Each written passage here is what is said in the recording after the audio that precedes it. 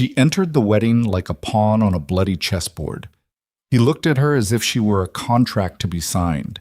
Their wedding night, no kiss, no gaze, just 5 words, cold as a knife. Don't mistake this for love. And before dawn, she vanished. But fate wouldn't let them be separated, for the one who wanted to kill him was coming, and only she knew. Like now, and comment the city you're viewing in so I know how far this story has progressed.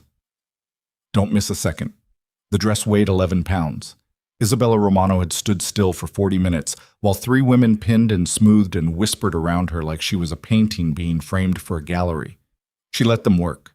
She kept her spine straight and her jaw set, and she breathed through her nose the way she'd trained herself to breathe in trauma bays when the blood was everywhere and the monitors were screaming, slow, deliberate, in through the nose, out through the mouth. Keep your hands steady and your face blank, and do not let anyone in the room see what's happening inside you. What was happening inside her was not calm. Her father stood near the arched doorway of the bridal preparation room, one hand resting against the carved wooden frame, watching her with the particular expression he wore when he'd already made a decision and simply needed everyone else to arrive at the same conclusion.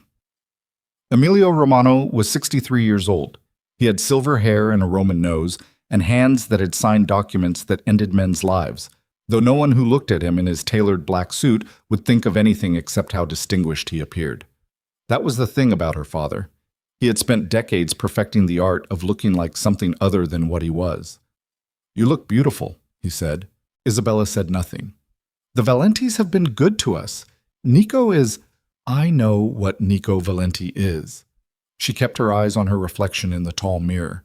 The gown was ivory with a fitted bodice and a long train, and it was the most expensive thing she'd ever worn, and it felt like a shroud.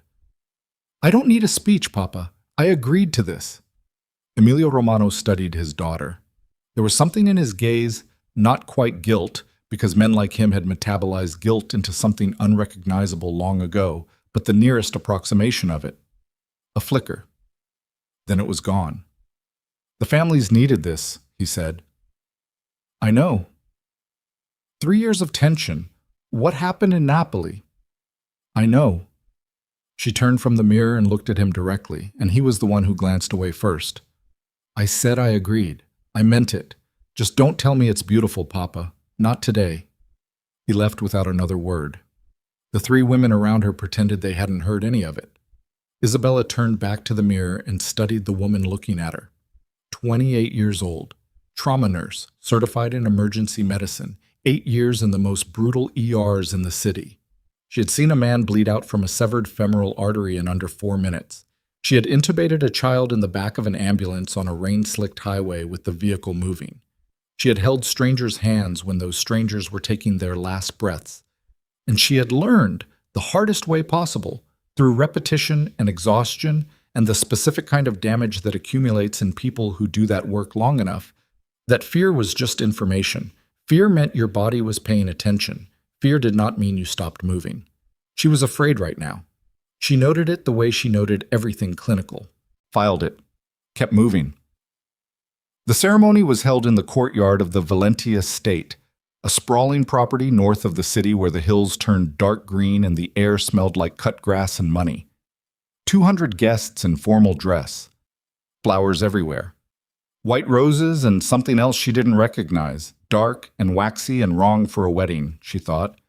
More appropriate for a funeral. A string quartet. Waitstaff moving in precise rows with champagne flutes on silver trays. Every detail executed with the kind of controlled perfection that communicated not celebration but power. This is what we can do. This is how untouchable we are. Isabella walked down the aisle on her father's arm, and she did not look at the guests, and she did not look at the flowers, and she looked straight ahead at the man waiting for her at the end. Nico Valenti was 36 years old, and he was not what she'd expected. She had expected something obvious. A thick neck, a blunt face, the particular blankness of men who'd made peace with violence. What she got instead was a man who stood very still. Not tense, not posed, just still, in the way that something extremely dangerous can be still. The stillness of a thing that has already decided everything and is only waiting for the moment to act. He was lean and dark-haired, and his jaw was sharp, and his eyes, when they finally met hers as she reached the altar, were the color of deep water, not quite gray, not quite blue, and they were completely unreadable. He did not smile. She didn't either. The officiant spoke. Rings were exchanged. She felt the cool weight of gold settle onto her finger, and she registered it the same way she registered vitals. Data point, file it, move on. Nico's hand held hers with exactly the required pressure for the duration of the ceremony and released the moment it was over. No lingering, no performance for the guests, just the mechanical completion of a required step. When he said "I do," he said it the way a man signs a contract. The reception was worse than the ceremony. Isabella sat at the head table for 3 hours and watched her new husband work the room with the precision of a general surveying a battlefield.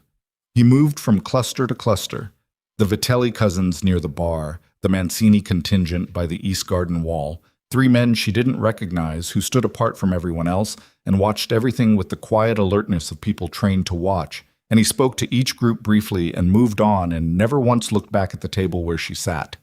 Not once.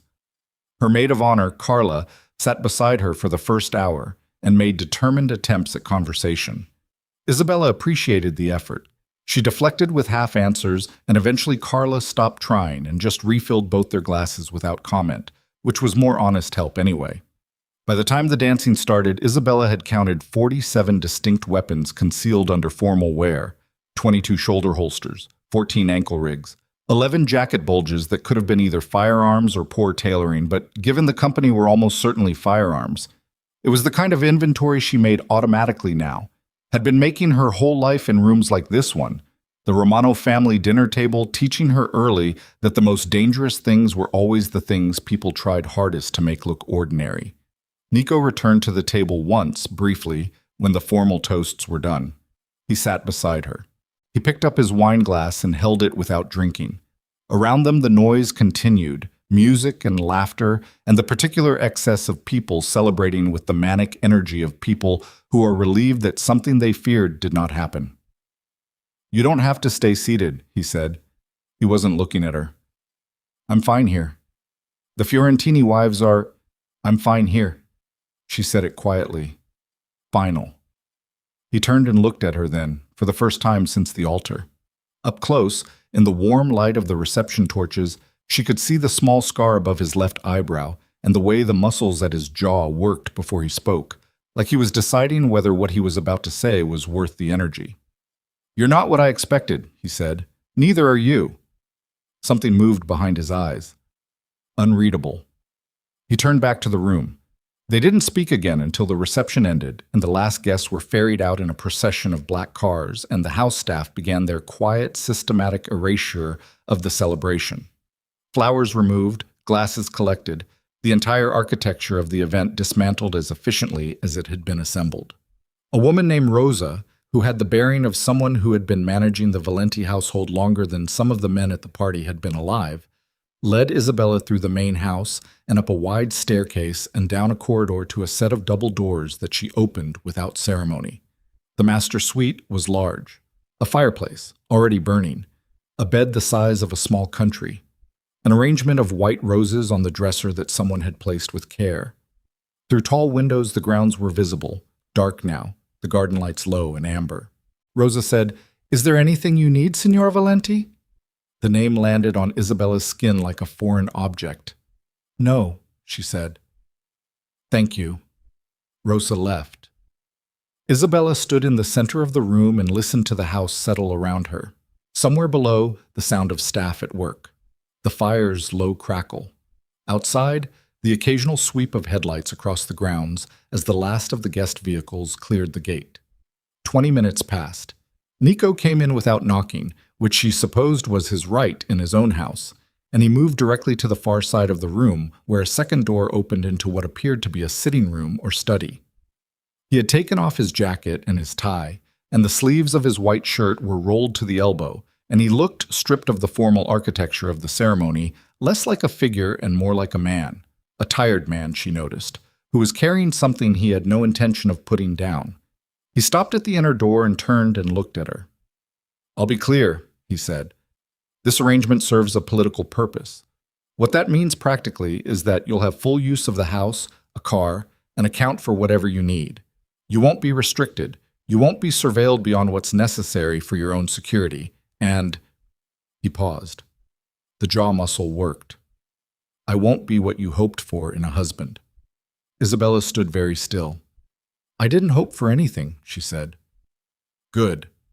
He reached for the door handle, then stopped, turned back and looked at her with those deep water eyes, and said it clearly like something he'd decided on the drive from the chapel and had been carrying until this moment. Never mistake this for love. Then he went through the door and closed it behind him. The fire popped. A log shifted. The white roses on the dresser sat in their perfect arrangement, untouched. Isabella sat down on the edge of the bed and put her hands in her lap and breathed the way she breathed in trauma bays. In through the nose, out through the mouth. She did not cry. She had not cried since she was 19 years old. In a hospital corridor outside a room where a man she'd worked on for 2 hours died anyway. And she had made a choice that night, practical, clear-eyed, the kind of choice people in her work had to make, or they broke. That emotion was information, and information was to be processed and used, not drowned in. She processed this, filed it. She sat there until the fire burned low. Then she got up, still in the dress, and went to the window and looked at the grounds. The garden was quiet. 3 men visible at stations around the perimeter, their cigarette embers small orange points in the dark. The gate at the far end of the drive was closed. Beyond it, the road, and beyond that, the city, its light washing the horizon pale orange. She thought about what she knew about Nico Valenti, which was mostly what her father had told her, supplemented by what she'd assembled herself from paying attention over years in a family where information was currency and ignorance was a specific kind of danger. His father, Marco Valenti, had run the syndicate for 30 years before a stroke took him down. Nico had taken over at 26, young, considered reckless by the older capos, considered necessary by the ones who understood that the organization was fragmenting and needed someone with enough force of will to hold it. He'd consolidated in 2 years. Whatever doubts the old guard had initially carried, they'd been dissolved either by results or by the particular persuasion that men in Nico's world employed when results weren't available. He was feared. Her father used that word carefully. Emilio Romano was not a man who spoke carelessly about power. And when he said feared, Isabella understood he meant the real thing, not the theatrical version. She also understood, standing at that window, that none of that actually mattered to her. What mattered was the door he'd walked through and closed. What mattered was 5 words delivered without cruelty, which somehow made them worse. Cruelty she could push against. Cruelty had a temperature. But those words had been cool and careful and final. The words of a man who had already done his math. She went to the closet and found that someone, Rosa probably, had already hung her things. She stood for a moment looking at the neat row of her clothes, alien in this space, her worn nursing scrubs beside silk blouses she'd packed because she hadn't known what to bring and had defaulted to packing too much. She pulled out a bag, a small one, the kind you could carry on your shoulder. She thought about this carefully, standing there, thought about what walking out meant, what it meant to her family, to the agreement, to 200 years of grudge and blood between the Romano and Vitelli organizations that her marriage was supposed to neutralize. Thought about what it said about her if she left before sunrise.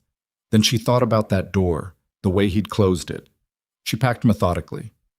Essentials. Her nursing credentials. 2 changes of clothes. The medication she carried for the migraine condition she'd had since she was 22 that she'd never told her father about because he would have used it somehow. Her phone, her wallet, the small amount of cash she'd carried to the wedding out of a lifetime habit of never arriving anywhere without the ability to leave. She did not take the rings off. That surprised her when she noticed it. She stood holding the bag and looked at the gold on her hand in the low firelight and tried to understand why she'd left them on. She didn't have a good answer. She filed that too. She went down the stairs quietly. The house was not fully asleep. She could hear the staff in distant rooms, the occasional muffled voice. But the main corridors were empty. She reached the ground floor and moved toward the side entrance she'd noted when Rosa walked her in, a door near the kitchen wing that opened onto the service drive. A man was leaning against the wall just inside the service corridor. Not one of the perimeter guards she'd seen from the window. Someone else, younger, with the compact build of a boxer, his jacket slightly too large because of what it was hiding. He straightened when he saw her. "Signora," he said, with the careful neutrality of someone who had been told to expect many things, but perhaps not this. "I need a car," Isabella said. "It's—" He glanced at his watch. "It's 4 in the morning." "I know what time it is." "I should—" He stopped, looked at the bag on her shoulder, looked at her face. He had, she thought, the expression of a man who is trying to calculate the professional consequences of multiple possible decisions simultaneously. "I can call someone for—" "I'm not asking you to call anyone," she said. "I'm asking for a car. I'm the man's wife. I assume that comes with some level of access to a vehicle." The man stared at her for a long moment. Then he reached into his jacket and produced a set of keys and held them out. "A black sedan," he said. "Service bay on the left." She could find her way out the east gate. Isabella took the keys. "Thank you. Should I—" He started and stopped again. "Don't tell him anything," she said. "Not because I'm hiding. I'm not hiding. Tell him in the morning. Tell him now. I don't care. I just don't want someone following me." He nodded slowly, like a man making peace with being the person who let this happen. She found the sedan. She drove out through the east gate, and the guard there, apparently receiving no instruction either way, opened it after a 15-second pause that felt much longer. And then she was on the road with the dark hills on either side and the city's light ahead, and the pre-dawn silence around her, and she drove and did not look in the rearview mirror. She'd gotten 63 kilometers before her phone lit up. It wasn't Nico. She'd half expected Nico, or someone calling on his behalf, some clipped demand, some cold management of a situation that had gone outside its parameters. But the number was one she didn't recognize, and she almost let it go to voicemail, and then thought about the fact that she was alone on a road before dawn, in mafia-adjacent territory, and picked up. "Isabella Romano." The voice was a woman's, low, precise, the kind of voice that didn't waste syllables. "Don't react visibly. You're probably alone, but assume you're not." Isabella felt the back of her neck go cold. "Who is this?" "My name doesn't matter right now. What matters is that you're heading back to the city, and I need you to do something before you disappear into it. There's a clinic on the Via Secondino. Do you know it?" She did know it. She'd volunteered there twice before as a favor to a colleague, a neighborhood clinic that operated on donations and ran perpetually short of trained staff. Small place. Unremarkable building. "I know it," she said. "Go there. Don't go to your apartment first. Don't contact your family. Go directly to Via Secondino and ask for a man named Donato. Tell him Sarah sent you." "I don't know what this—" "You will," the woman said. "And Isabella, you made the right decision leaving that house tonight. But leaving doesn't mean you're out of this. You're Romano and you married Valenti, and that puts you in the middle of something that is moving very fast. The clinic will explain." The line went dead. Isabella held the phone in her hand and watched the road unroll ahead of her in the headlights. The city was 40 minutes away. Via Secondino was on the north edge of it, near the old port district. She knew the neighborhood, had driven through it 100 times, had never thought anything about it except that it was worn and real in the way that neighborhoods like that were real, without the smooth surfaces of money. She drove. She thought about turning around. She thought about the woman's voice, the precision of it, the way it had said her name without any uncertainty, as though her answer had never been in doubt. Thought about Nico's face at the altar, thought about the door closing, thought about the rings she still hadn't taken off. The city grew around her as she drove, the dark hills giving way to streetlights and the first trucks of the early morning, delivery vehicles, produce haulers. The infrastructure of a city beginning its functional day before most of its people woke up. She drove through it the way she drove through most things, directly, without circling, committing to the route. Via Secondino. She parked on the street a block up from the clinic, force of habit, and sat for a moment watching the building. The lights were on inside, faint, the kind that burned all night as much for security as utility. A man sat on a chair outside the front door, large, reading something on his phone. Not a clinic volunteer. The jacket was wrong. The way he sat was wrong. Isabella got out of the car with her bag over her shoulder. The man looked up when she approached, said nothing. "I'm looking for Donato," she said. Sarah sent me. Something shifted in his expression, the particular shift of someone cross-referencing information and finding a match. He stood, opened the clinic door, and stepped aside without a word. Inside, the clinic smelled like antiseptic and old coffee. 3 rooms visible from the entry corridor.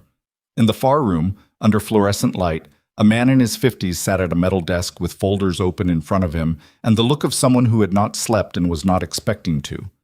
He looked up at her. His eyes ran over her, the dress, the bag, the rings, and he processed all of it without expression. "Signora Valenti," he said. The name still felt like something foreign settling on her skin. "You were expecting me," she said. "Sarah said you might come." He closed the folder in front of him. "Or might not. She said it would depend on what happened tonight." He paused. "I can see something happened." Isabella set her bag down on the chair across from his desk. "Someone told me this clinic would explain something," she said. "So explain." Donato looked at her for a long moment. Then he got up and went to the window and looked out at the street for several seconds. The practiced surveillance of a man who checked his sightlines before he spoke. "This clinic," he said, "is inside Valenti-protected territory. Has been for 4 years. There are 6 others like it across the city, all operating under the same informal arrangement: protection, no interference, no involvement in Valenti operations." Nico's arrangement. "Yes." "That surprises you?" He turned from the window. "It doesn't fit the version I've been told." Donato made a sound, not quite a laugh, something shorter and more tired. "The version most people get told about Nico Valenti is the version he wants them to have. A man that feared doesn't stay feared if everyone knows he runs a network of neighborhood clinics." He came back to the desk but didn't sit. "What I'm about to tell you matters. 3 days ago, I overheard 2 of his senior captains in a meeting they didn't know I was close enough to hear. There is a peace summit scheduled 10 days from now, all the major families in the region, and there is a plan to make sure Nico Valenti does not survive it." The fluorescent light buzzed faintly.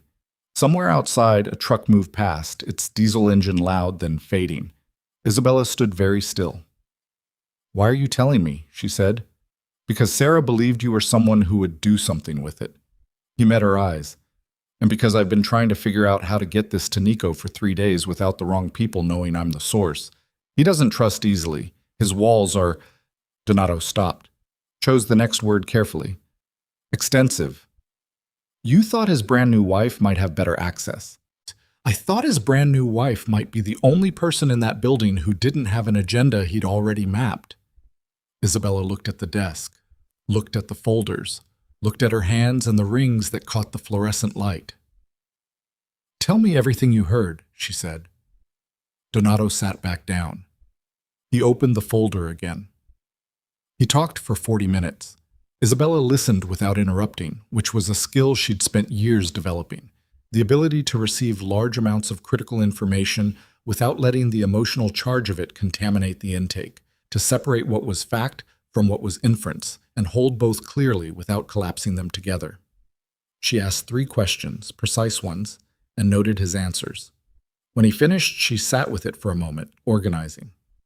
2 captains, Marzio Calabrese, and a man Donato knew only as Pharaoh. The summit was 10 days out, neutral ground, a conference estate 2 hours north. The plan involved Marzio's team in the security detail, meaning the threat would be from inside Nico's own protective perimeter when the shooting started. At least 2 of the rival families present had been approached and had agreed to look away for the duration. She stood. "Do you have a way to reach Sarah?" "She contacts me, not the other way." "Then I'm going back," Isabella said. She picked up her bag. "If Sarah reaches out, tell her I went back. Tell her I'll handle it from inside." Donato looked at her. He seemed to be weighing something. "He may not listen to you." "Doesn't have to like me," Isabella said. "He has to be alive." She was back in the car within 2 minutes. The city was beginning its morning now, light gathering at the eastern edge of the sky, the streets filling incrementally, the first commuters moving in the distance. She sat in the parked car for 60 seconds and acknowledged to herself, clearly and without flinching, that she was about to drive back to a house she'd left before dawn, in a wedding dress, carrying information that could either save a man's life or be used to end hers, to warn a husband who had told her, in his clearest voice, not to confuse this for anything it wasn't. She started the engine. She drove back through the thickening morning, retracing the route she'd taken an hour before, watching the hills come back into view as the city fell behind her. Her hands were steady on the wheel. Her breathing was controlled. The migraine pressure that sometimes came with stress was building at her left temple, and she noted it, filed it, kept driving. She reached the estate gate as the sun was beginning to show above the hills to the east, pale gold, tentative, casting long shadows across the grounds. The gate guard looked at her car, recognized it as one of the estate vehicles, and after the briefest pause opened it. She parked in the service bay and went back into the house through the same side door. The young guard with the oversized jacket was still there. He looked at her with an expression she couldn't entirely read, some combination of relief and something more complicated.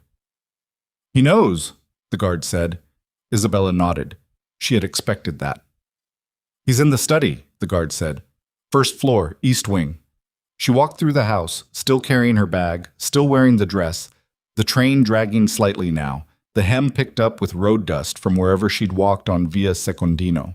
The house was stirring. The kitchen was active. She could smell coffee and hear movement, the distant sound of someone speaking on a phone. She found the study door and knocked.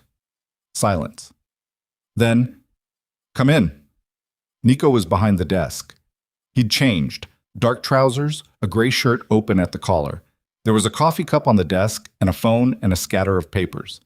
He looked, when she walked in, the way a man looks when he has been sitting very still for a period of time working something out and has arrived at no satisfying answer. He looked at her for a long moment, at the bag, at the dress, at whatever her face was doing. "You came back," he said. Not an accusation, not a question, just an observation, held carefully. "I have to tell you something," she said. His expression didn't change. He waited. She pulled the chair opposite his desk out and sat down, not because she needed to sit, but because she intended to say all of it clearly and without rushing, and sitting made that easier. Put them on the same plane, remove the posturing of who was standing and who was not. She looked at him across the desk. He looked back at her. "Someone is going to try to kill you at the peace summit," she said. "I know who, I know how, and I know which of your captains is involved." The room was very quiet. Nico's hands, which had been resting flat on the desk, went still in a way that was different from his general stillness.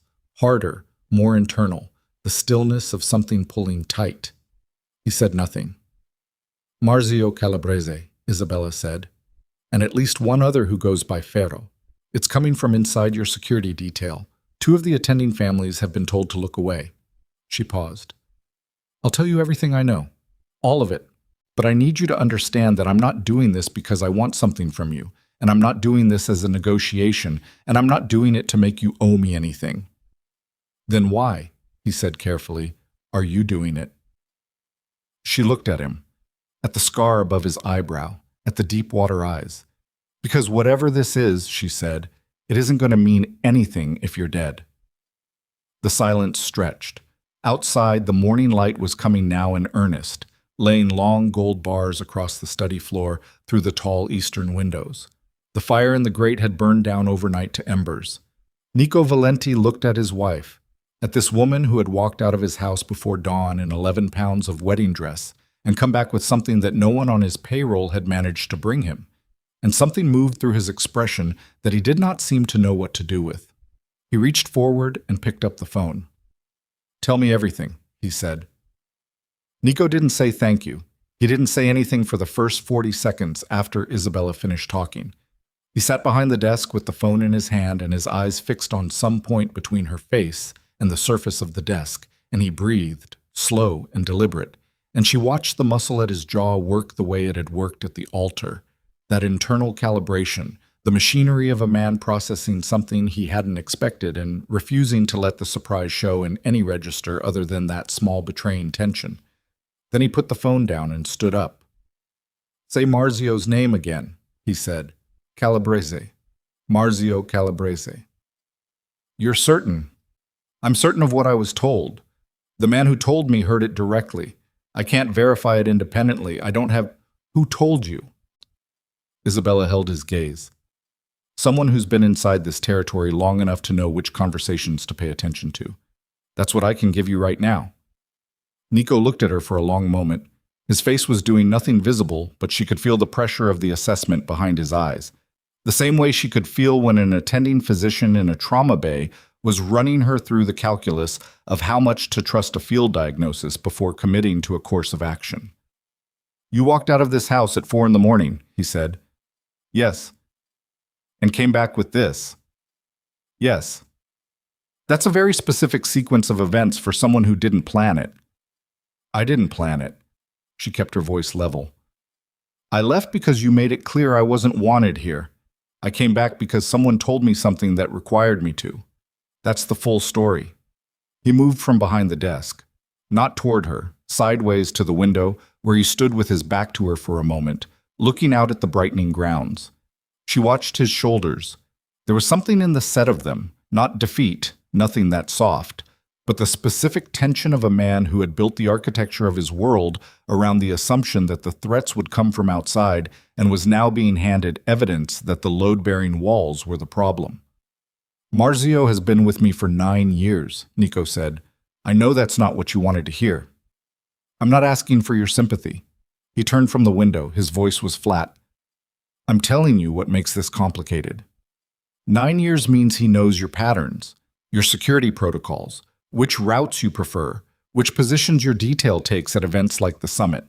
That's exactly why he's useful to whoever is running this. She paused. It's also why you can't let him know you know. Nico was quiet, looking at her. You've thought about this, he said. I spent 2 hours driving.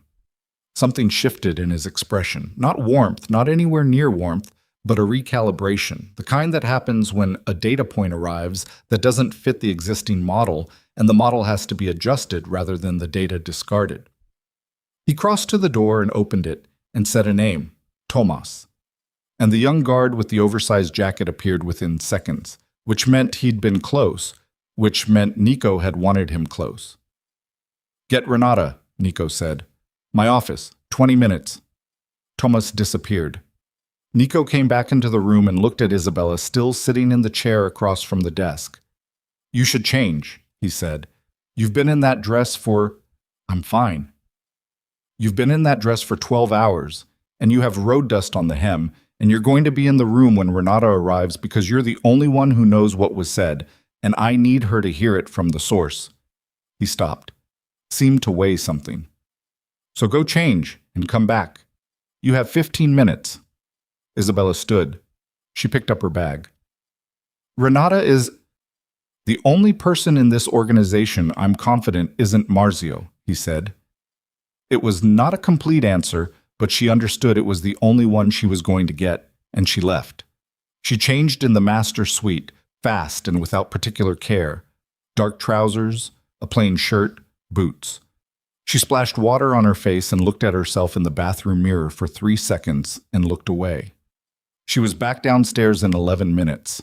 Renata turned out to be a woman in her late 40s with close-cropped silver-black hair and the kind of face that had been handsome once and was now something better, interesting, precise, carrying the record of its decisions openly. She was already in the study when Isabella returned, standing beside the desk in dark clothes, holding a tablet and projecting the complete stillness of someone who had been briefed on what was coming and had already moved past the emotional stage of processing it. She looked at Isabella when she entered. One quick, comprehensive sweep. Then she looked at Nico. This is her? Renata said. She found it, Nico said. Tell her what you told me. Isabella told it again, all of it. The call in the car, the clinic, Donato, the 40 minutes of detail. Renata listened the way Nico had listened, without interrupting, without expression, absorbing. But she asked 4 questions where Nico had asked 1, and the questions were specific and lateral, designed not to test what Isabella knew, but to triangulate it against other information Renata was already holding. When Isabella finished, Renata set the tablet down on the desk without looking at it. It fits, she said to Nico. Tell me. I've had a flag on Faro for 6 weeks. Not Marzio. Faro I already suspected. The pattern of his movements has been wrong. 3 meetings I can't account for. 1 phone contact that routes through a relay I've seen the Bianchi organization use. She paused. Marzio I didn't have, but it makes structural sense. Pharaoh needs someone with summit access. Marzio is the obvious door. Nico's jaw tightened. 6 weeks. I had a pattern, not a confirmation. I wasn't going to bring you a flag without something solid. And now you have something solid. I have a corroborating source through a clinic contact. That's still not solid. She glanced at Isabella. No offense. None taken, Isabella said. It's enough to move, Nico said. It's enough to watch, Renata said, with the precise emphasis of someone correcting a word choice that mattered. We move before we know the full shape of this. We clip it and the root survives. We need to know who else is involved. We need to know which families accepted the approach and which declined. We need 9 more days of Marzio Calabrese walking around my house thinking he's invisible, Nico said. The room went quiet. Isabella watched Renata and Nico look at each other. It was the look of people who had operated together long enough to conduct full arguments in abbreviated form, all the subclauses and objections compressed into a 2-second exchange of held eye contact. Renata looked away first. Yes, she said. That's what we need. Can you do it? I can do it if you can. Nico said nothing. Nico. Renata's voice dropped half a register. Something in it that wasn't softness exactly, but was its nearest operational equivalent. Can you sit across a table from Marzio Calabrese for 9 days and act like you don't know? Nico picked up the coffee cup that had been on the desk since before Isabella arrived. He looked into it. Whatever was left in it must have been cold for an hour. He drank it anyway. Set up the surveillance, he said. All of it. I want to know everywhere Pharaoh goes, every call, every contact. Do it without Marzio's knowledge. Use the team from the southern office. People he doesn't know well enough to read. And Marzio himself? Nothing changes with Marzio. The words came out flat and deliberate, each one placed. He stays on the summit security detail. He stays in every briefing he was scheduled for. He stays exactly where he is. Renata nodded once, picked up her tablet, looked at Isabella one more time, a look that was harder to decode. Not hostile, not warm, something more like the look of a person recalibrating the map they'd been working from. She should stay inside the estate, Renata said to Nico. I'm in the room, Isabella said. Yes. Renata's eyes moved back to her without apology. And what I mean is that you went somewhere this morning that at least 1 clinic contact and 1 unknown woman named Sarah know about. That's a thread that runs back to you and from you to here. Until we know how clean that thread is, staying close is... I'm a trauma nurse, Isabella said. I volunteer at the clinic on Via Secondino twice a month. I've been doing it for 8 months. My presence there this morning is explainable. Explainable isn't the same as safe. Neither is sitting in a room waiting for 9 days. Another silence. Nico set the coffee cup down. She goes back to the clinic, he said. Renata turned to look at him. It's the right move, he said. If she suddenly stops, if she changes pattern, and the wrong person notices the timing, he stopped. She goes back. Normal schedule. Normal contact. He looked at Isabella. You don't push further in. You don't try to develop the Donato source or make contact with this Sarah. You go, you work, you come back. All right, Isabella said. I'm not asking you, he said. I'm telling you. Isabella looked at him. The distance between those two things was not small, and he knew she understood that. And he held her gaze without backing off it, and she held his. And after a moment, she said, I heard you. It was an agreement. He could hear the distinction. Something moved through his expression, not anger, something more like recognition, and he looked away. Renata left to begin the surveillance setup. Nico stayed at the desk. Isabella stayed in the chair. For a while, neither of them spoke, and the silence was different from the silence of the night before. Not the silence of 2 people with nothing to say to each other, but the silence of 2 people with too much. None of it yet in the right shape to be spoken. Why Marzio? Nico said finally. He wasn't asking her. He was thinking aloud. and she recognized that mode, had seen it in surgeons and lead physicians, the need to externalize a problem to a present body, even when the body wasn't expected to answer. She answered anyway. Because whoever is running this knows that a direct assault fails. You've survived those. So they're building something that looks like security and functions as exposure. The summit is perfect for it. Every family present, any one of them can be the apparent source of the attack. The confusion buys time, and you're gone before anyone establishes accountability. Nico was quiet. You've thought about this before, he said. I've thought about how people die in chaotic environments my whole professional life. The patterns aren't different just because the setting is. He looked at her for a long moment. There was something in his face now that hadn't been there at the altar, at the reception, in this room when she'd first arrived. Not warmth, still, but something adjacent to attention. The specific attention of someone encountering a mind that is working in a register they respect. He didn't say anything about it, but she felt the shift. The morning moved. Isabella found the kitchen and drank 2 cups of coffee and ate something, bread, cold meat, whatever Rosa put in front of her, and sat at the long kitchen table while the house came fully awake around her. Staff moving. Vehicles on the grounds. 3 different men she hadn't seen before entering and leaving through the main entrance with the compact, purposeful movements of people being deployed somewhere. At 10 o'clock, she was in the corridor heading back toward the east wing when she came around a corner and almost walked directly into Marzio Calabrese. She'd seen him at the reception. She recognized him now. Mid-50s, thick through the shoulders, iron gray hair cut close, a face that had gone to granite somewhere around 40 and stayed there.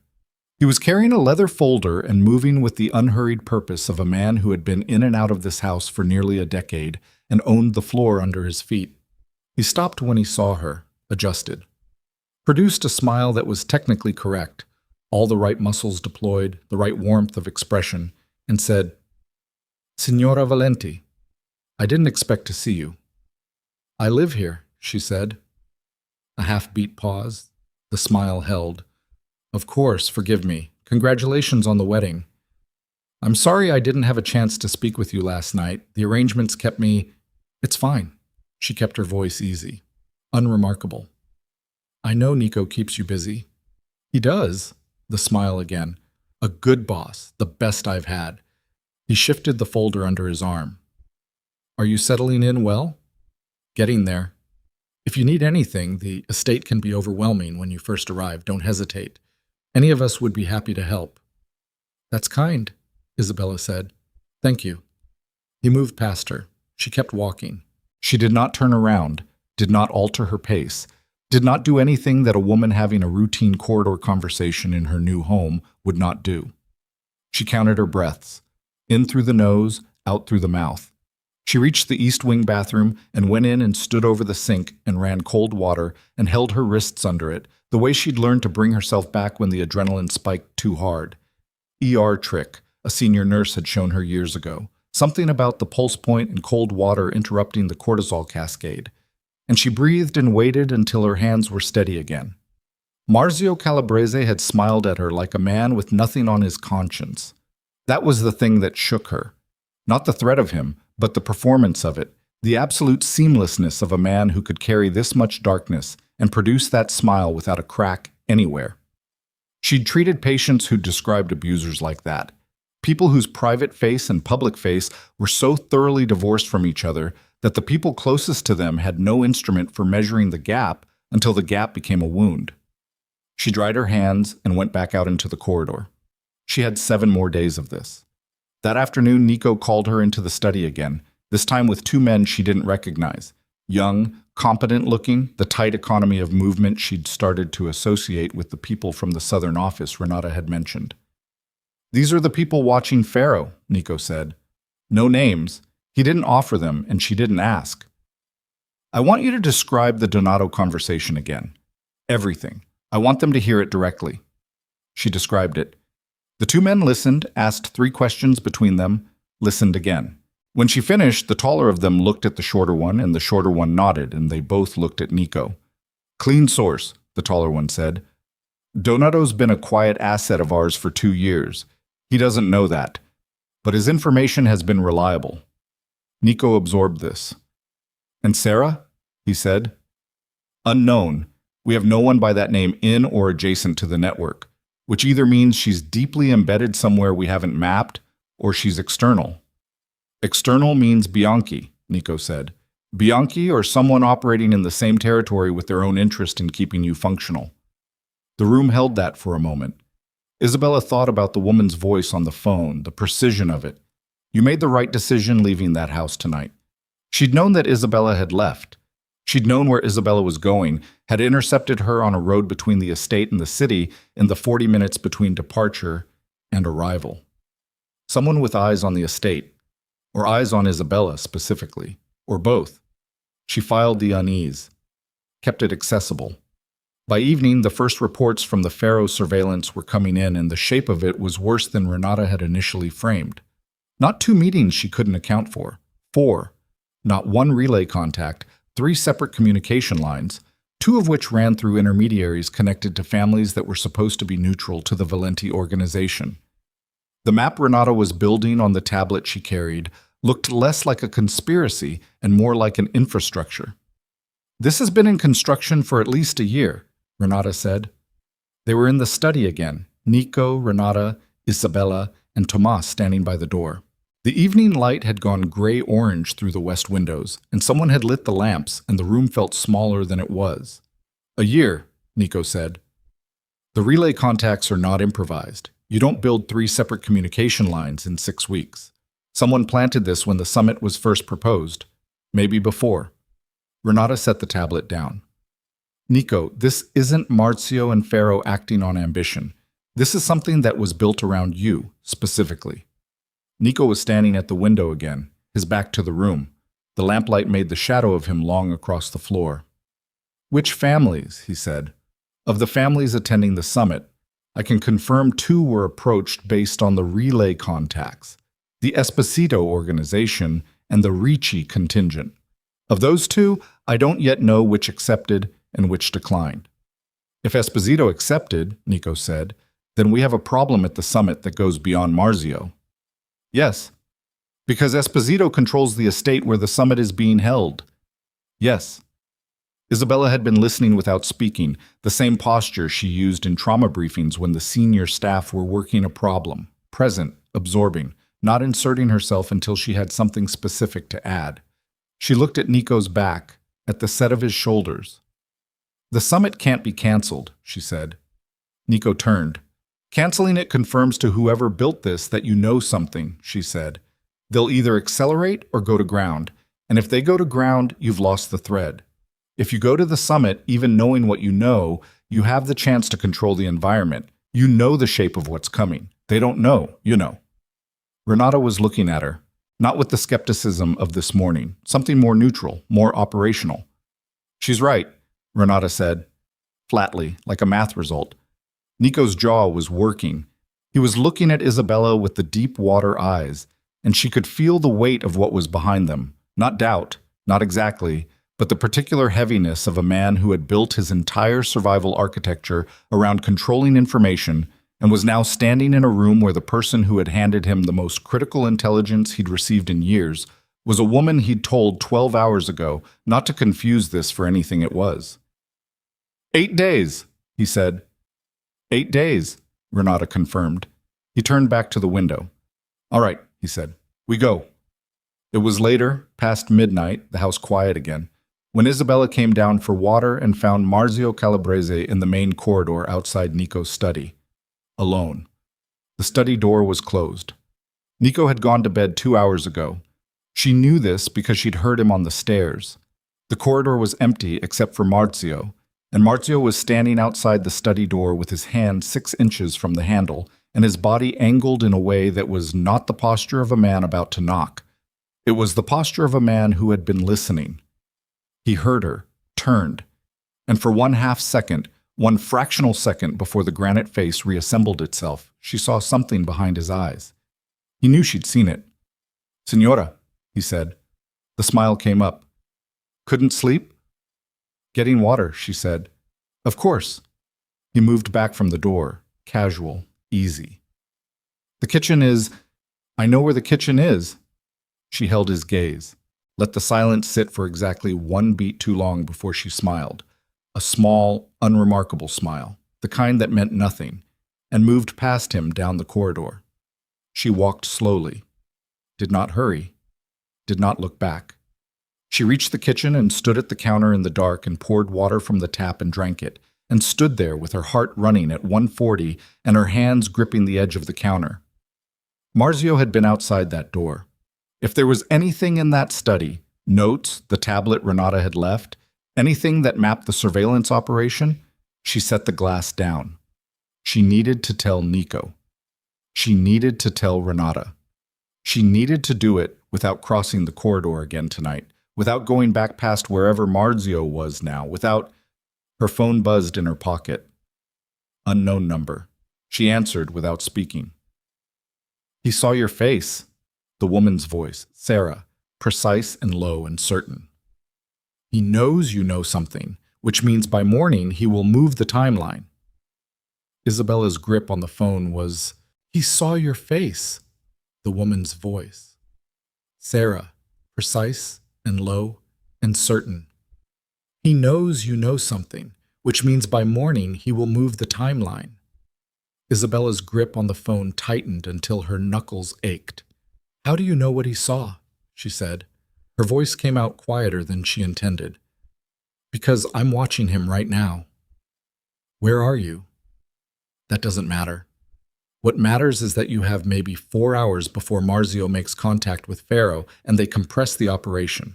The summit was 8 days out. It won't be 8 days anymore." A pause.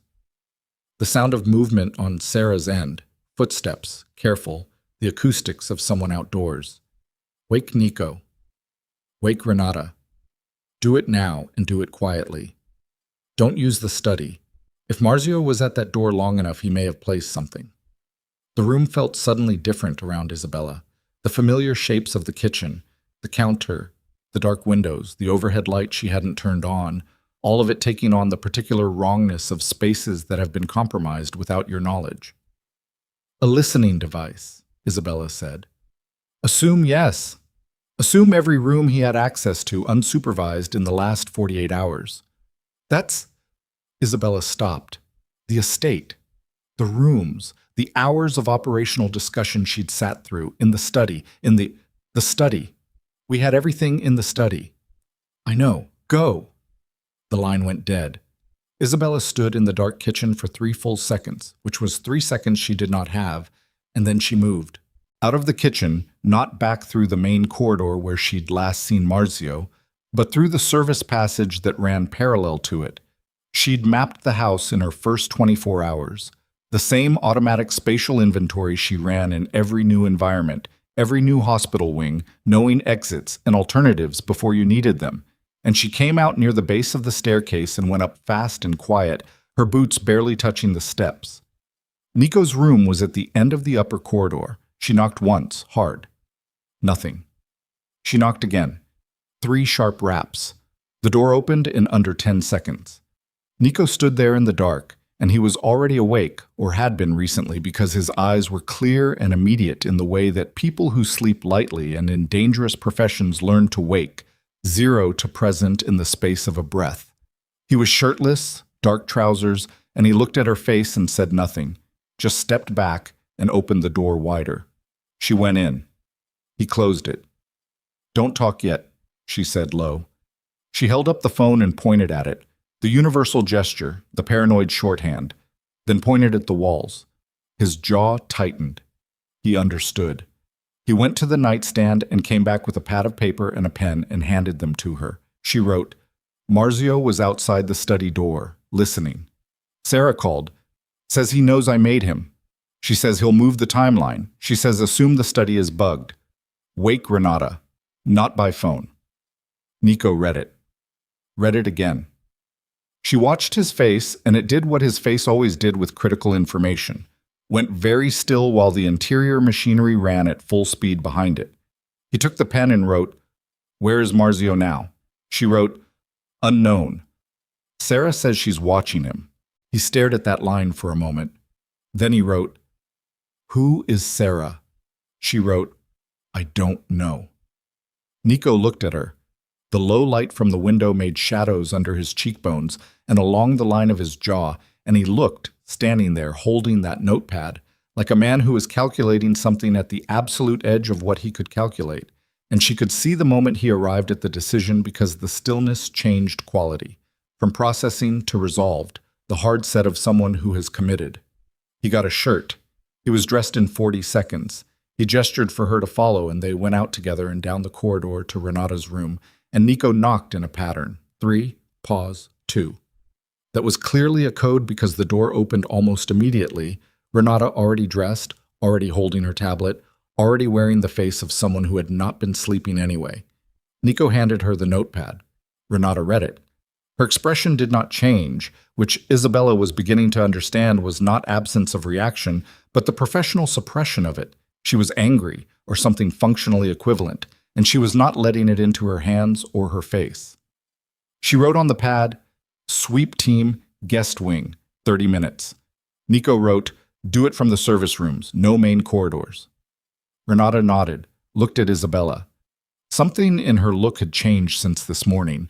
Not warmth. Renata didn't appear to run warm as a baseline, but the skepticism was gone, and what replaced it was something harder and more useful, professional acknowledgement. The look of someone who had updated their assessment and was operating on the new version. Renata left. Nico looked at Isabella. He pointed down. The lower level. She followed him to a room off the service corridor that turned out to be a utility space. Breaker panels, storage, the functional skeleton of the house. And they stood in it under a single overhead bulb with the door closed, and Nico spoke first. "Tell me everything Sarah said. Exact words." She told him. He listened without interrupting, eyes fixed on a point past her shoulder, running it. "She's watching Marzio right now," he said. "That's what she said." From inside the estate. The implication landed in the room between them. Isabella had felt it on the phone, but had not had space to examine it. Someone with a view of Marzio's position inside these grounds, at this hour, with the perimeter security Nico maintained. That wasn't a person watching from outside the fence line. That was someone inside the architecture. "Either she has someone placed here," Isabella said carefully, "or she's here herself." Nico was very still. "I have 17 staff in this building overnight," he said. "Plus 8 security personnel, plus—" He stopped. His jaw worked. "Plus whatever Marzio brought in for summit preparation. 3 of his people have been on the grounds for 2 days. She knows things she shouldn't be able to know from outside," Isabella said. "She knew I'd left the estate last night. She intercepted me on the road. She knew about the clinic, about Donato. And now she knows what Marzio saw in my face in a dark corridor at midnight." Nico looked at her. "I'm not saying she's a threat," Isabella said. "Everything she's given me has been accurate. Everything she's pointed me toward has been real. But whoever she is, she has penetration in this organization that goes deeper than Marzio knew about," Nico said. Quiet. Hard. "Yes." He stood with that for a moment. Then his phone buzzed. He looked at it. His face did something she hadn't seen it do before. A fraction of a second, the quickest flash, something that in another man she might have called dismay. But in Nico Valenti it looked less like an emotion and more like the moment a structure takes a load it wasn't designed for. He turned the phone so she could see the screen. A message from a number she didn't recognize. 3 words. "Southeast Garden. Now." Nico's jaw was granite. "That's Marzio's private relay number," he said. "I've had it flagged for 4 days, and this is the first time it's moved." "Who is he contacting?" "The relay runs to Faro." He pocketed the phone. His voice was completely controlled and completely cold. "He's not compressing. He's already moving." They went to find Renata. The sweep team, 2 men from the southern office who had arrived that afternoon, found the first device in 8 minutes. It was in the study, behind the lamp on the left side of the desk. A chip the size of a thumbnail. Adhesive-backed, the kind of hardware that was commercially available but required real technical knowledge to configure and place effectively. They found the second one 4 minutes after that. It was in the master suite, behind the headboard. Isabella stood in the doorway of the master suite and looked at the small evidence bag one of the sweep men was holding with the chip inside it, and she felt something that wasn't quite cold and wasn't quite anger, something that operated below both, in the deep substrate where the body registers violations before the mind catches up with language for them. The bedroom. He'd been in the bedroom. Nico was standing beside her, and she felt, without looking at him, the shift in the air around him, the temperature of it. Whatever Nico Valenti kept locked behind the controlled face and the measured voice, she felt it now, not directed at her, directed at something else entirely, but present in the room in the way that extreme weather is present before it's visible. "When?" Nico said to the sweet man. "Device is dry. Battery reads about 48 hours. "Before the wedding," Isabella said. Both men looked at her. 48 hours ago was before the ceremony, she said. "He placed this before we were married, before he knew—" She stopped, reorganized. "He wasn't reacting to me. He was already in motion. Whatever I walked into tonight with the corridor, that wasn't him deciding. That was him checking on an operation he'd already started.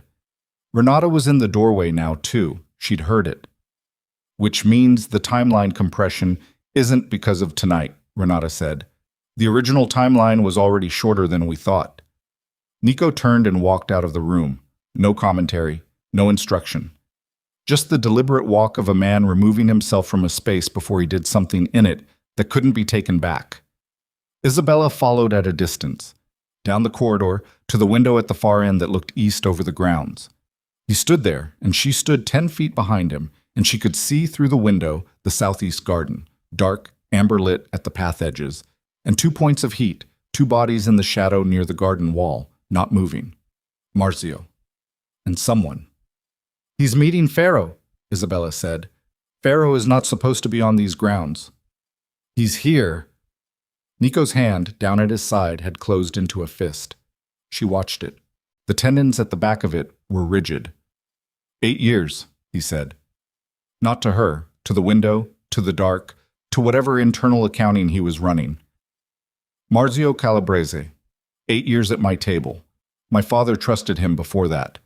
Marco Valenti. A pause. My father died thinking that man was loyal. Isabella said nothing. There was nothing to say that would be anything but interference. "I brought him up," Nico said, "when my father went down. I kept him. I moved him to the inner circle because he knew the organization from before I ran it, and I thought—" He stopped again. The fist at his side tightened further. "I thought that history was an anchor." "History can be the thing someone sells," Isabella said quietly. He turned and looked at her. There was something raw in his face. Not broken. Nico Valenti was not going to break in a corridor at midnight, but scraped, the way a surface looks when something has been removed from it forcibly, and what's underneath is not what the outside surface led you to expect. "We can't take them tonight," she said. "You know that." "I know. Taking them tonight ends the thread. We lose whoever built the infrastructure. We lose the families that agreed to look away.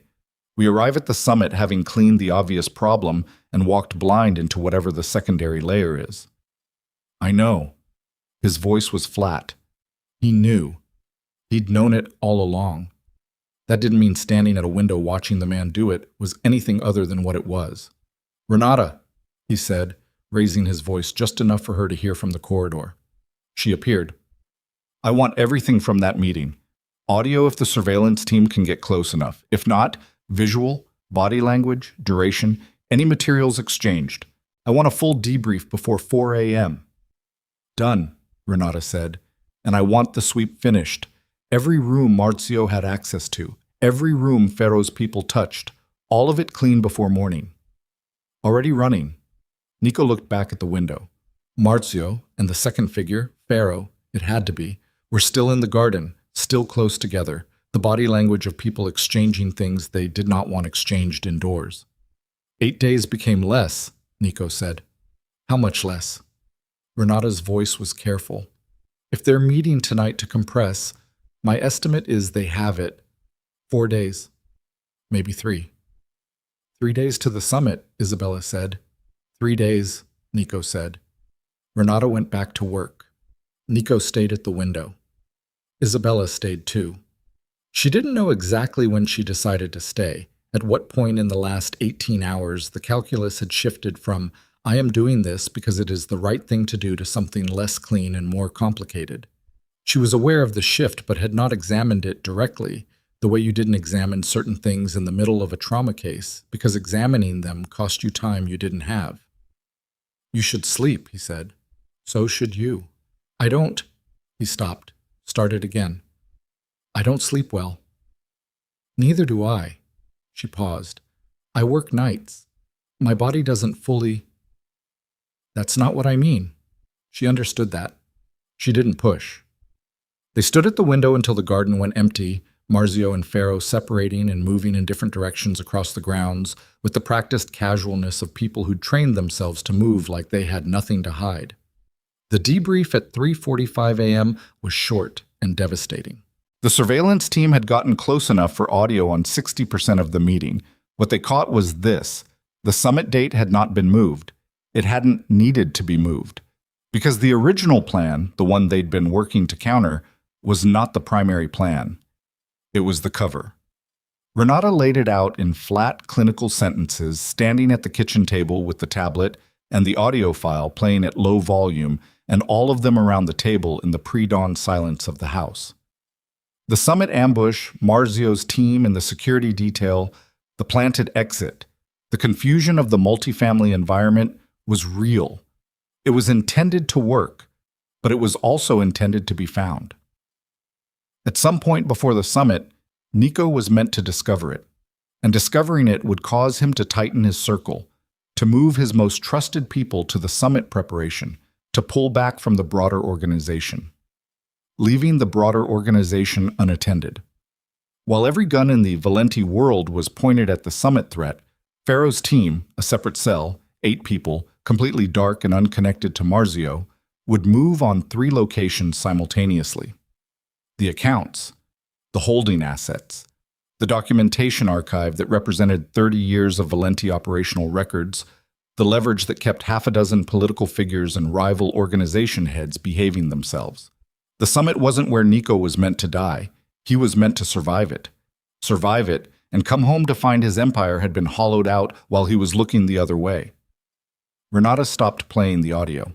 The kitchen was completely silent. Nico was sitting very still, both hands flat on the table, and Isabella was watching him and watching the understanding move through him. Not the understanding of someone processing new information, but the understanding of someone recognizing a shape they'd felt for a long time and finally had a name for. The summit was bait, Nico said. Yes, Renata said. Marzio was bait. His voice had gone somewhere Isabella hadn't heard it go before. Underneath the control, underneath the operational layer, something older, something that had been around long enough to stop being hot and had become instead very, very cold. They gave me Marzio. They knew I'd find it, through surveillance, through a source, through something, because they needed me to find it. They needed me pulling every resource toward the summit defense. Yes. And Pharaoh's cell takes the archive.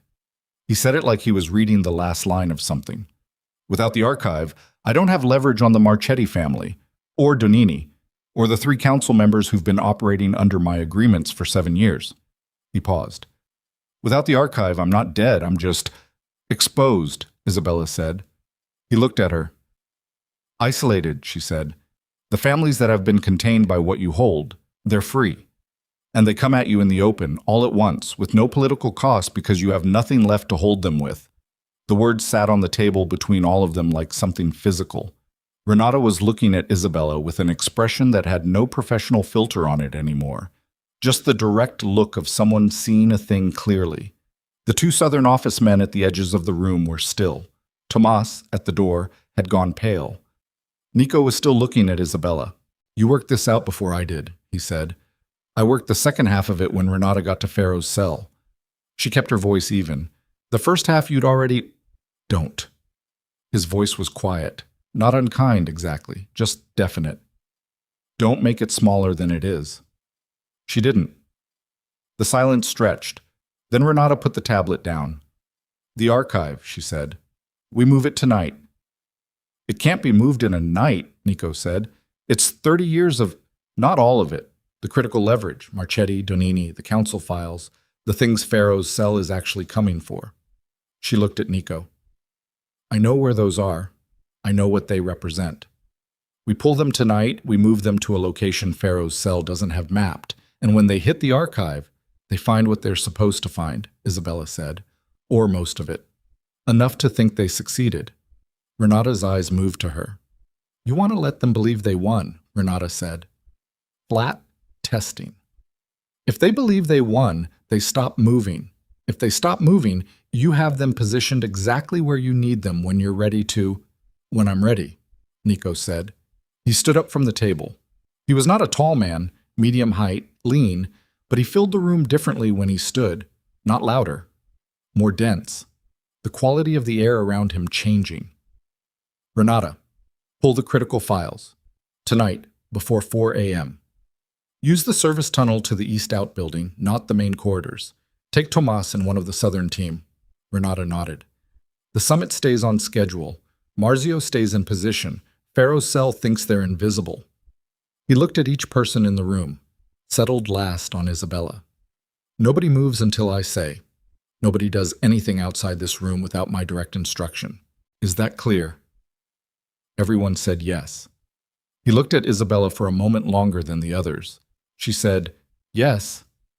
He nodded once, and then he said something she hadn't expected, in the low, early morning quiet of the kitchen with the sky just beginning to change color in the east windows. I owe you something. She looked at him. I don't know yet what it is, he said, but I know I owe it. Then he left the room. Isabella sat at the table after the others dispersed, Renata moving with precise urgency, Tomas following, the southern team taking positions she didn't track, and the kitchen went quiet around her. She put her hands flat on the table the way Nico had and looked at them. The rings caught the light. 3 days.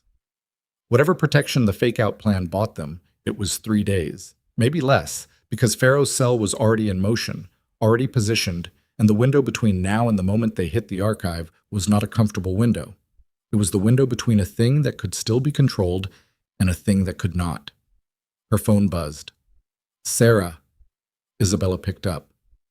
You heard, Sarah said. Yes. Then you know what happens in 3 days. We have a plan, Isabella said. A pause. Then Sarah said, your plan accounts for Pharaoh. It accounts for Marzio. It does not account for what is going to happen at the summit itself when the person who built all of this, not Marzio, not Pharaoh, the person above them, realizes the archive move didn't go as planned. Isabella's hand tightened on the phone.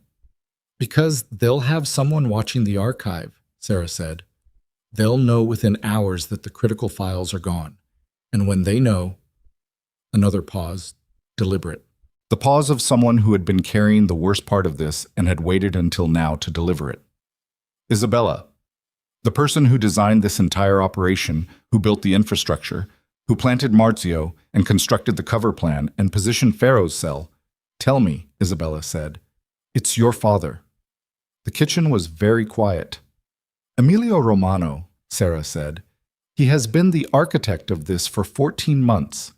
Your marriage to Nico was not meant to unite the families. It was meant to put you inside the estate. Close enough to observe. Close enough to be used as it was meant to put you inside the estate. Close enough to observe. Close enough to be used as leverage when the time came. Isabella sat with the phone against her ear and did not move. The kitchen clock read 4:17 a.m. Outside the east windows, the sky had gone from black to the deep blue-gray of pre-dawn, that colorless hour when the world looked like it had been drained of something essential.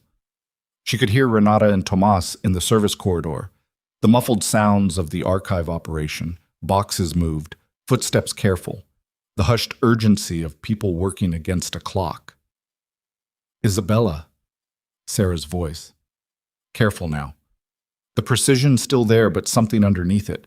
Not softness. Something more like the acknowledgement that what she'd just said had a weight that professional tone couldn't fully neutralize. Are you— I'm here. Her voice came out level. She noted that with the same detachment she noted everything clinical. Her voice was level. Her hands, flat on the table, were not shaking. Her chest felt like someone had reached into it and closed a fist around whatever was beating there, but she breathed through it. In through the nose, out through the mouth. Keep talking. He approached the Bianchi organization 14 months ago. The initial arrangement was information exchange, Romano intelligence on Valenti operations in exchange for Bianchi resources to build the infrastructure.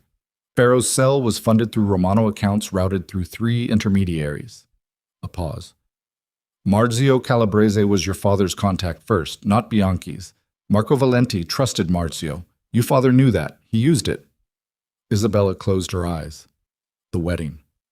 Her father in the doorway of the bridal room. The families needed this. His careful face, the flicker of something she'd read as the nearest approximation of guilt. Not guilt. Not guilt at all. The calculation of a man checking on a piece he'd positioned and confirming it was in place. The marriage, Isabella said. He needed me inside.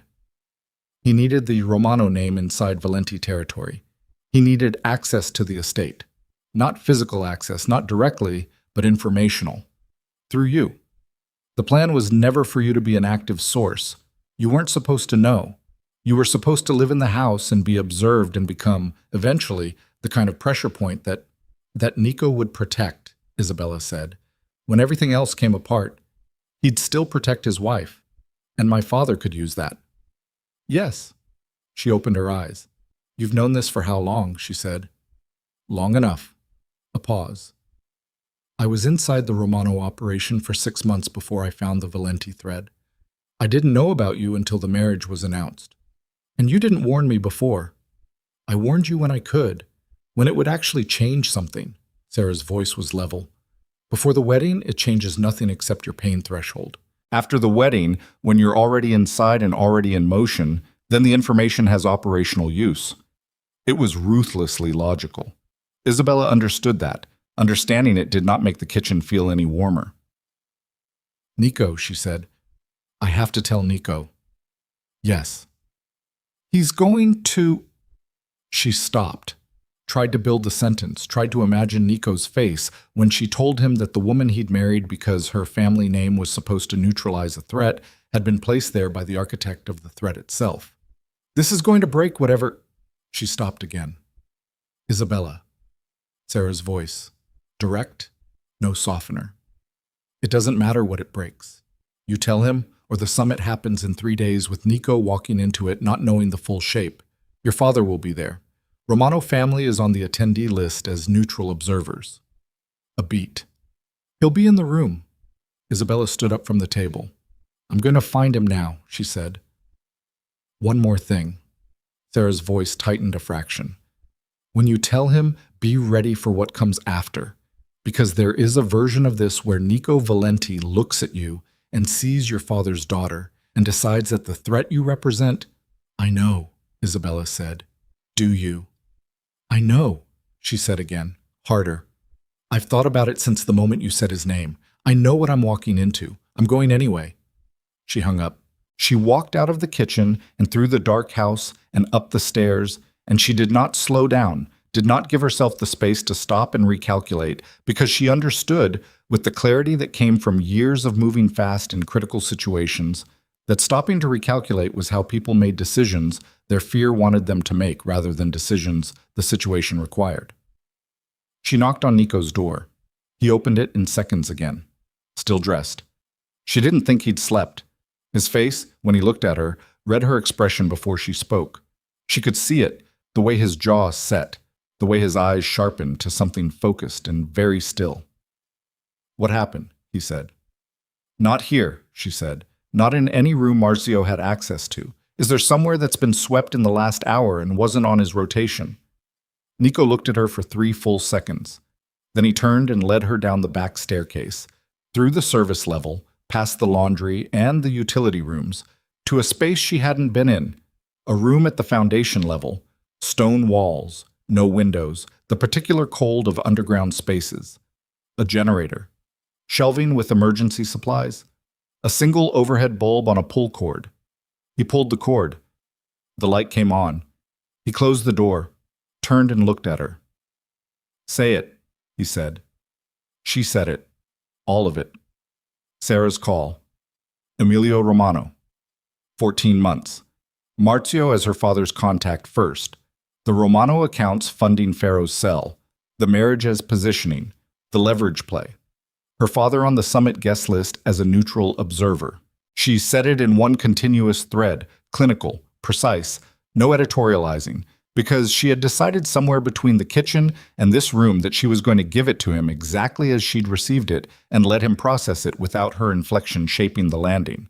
When she finished, the basement room was completely silent. Nico stood approximately 4 feet from her.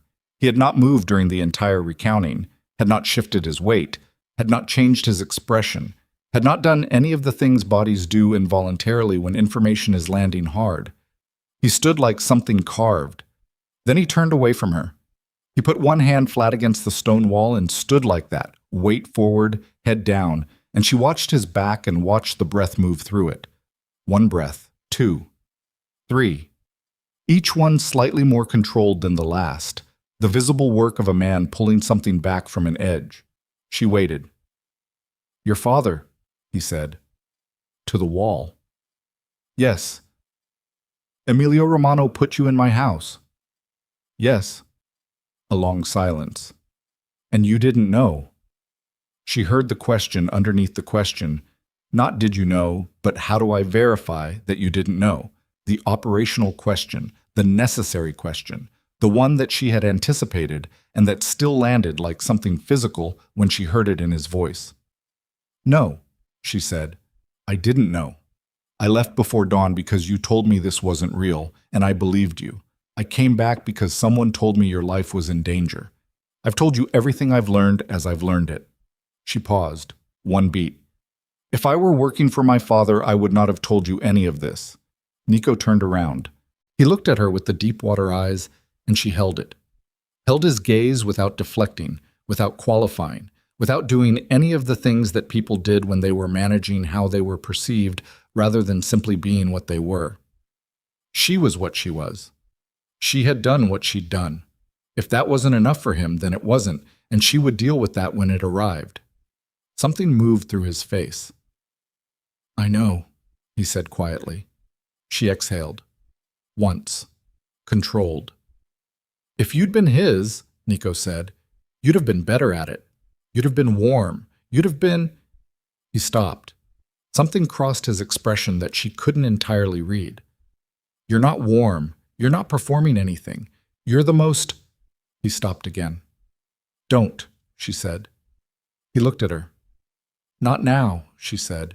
"Not in the middle of this. Tell me after." Another silence, different from the ones before.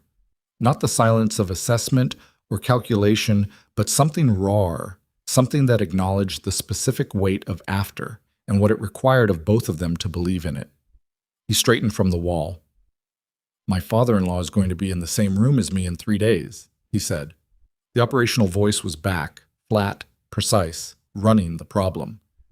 "At a summit where his infrastructure is designed to strip my organization to the bone.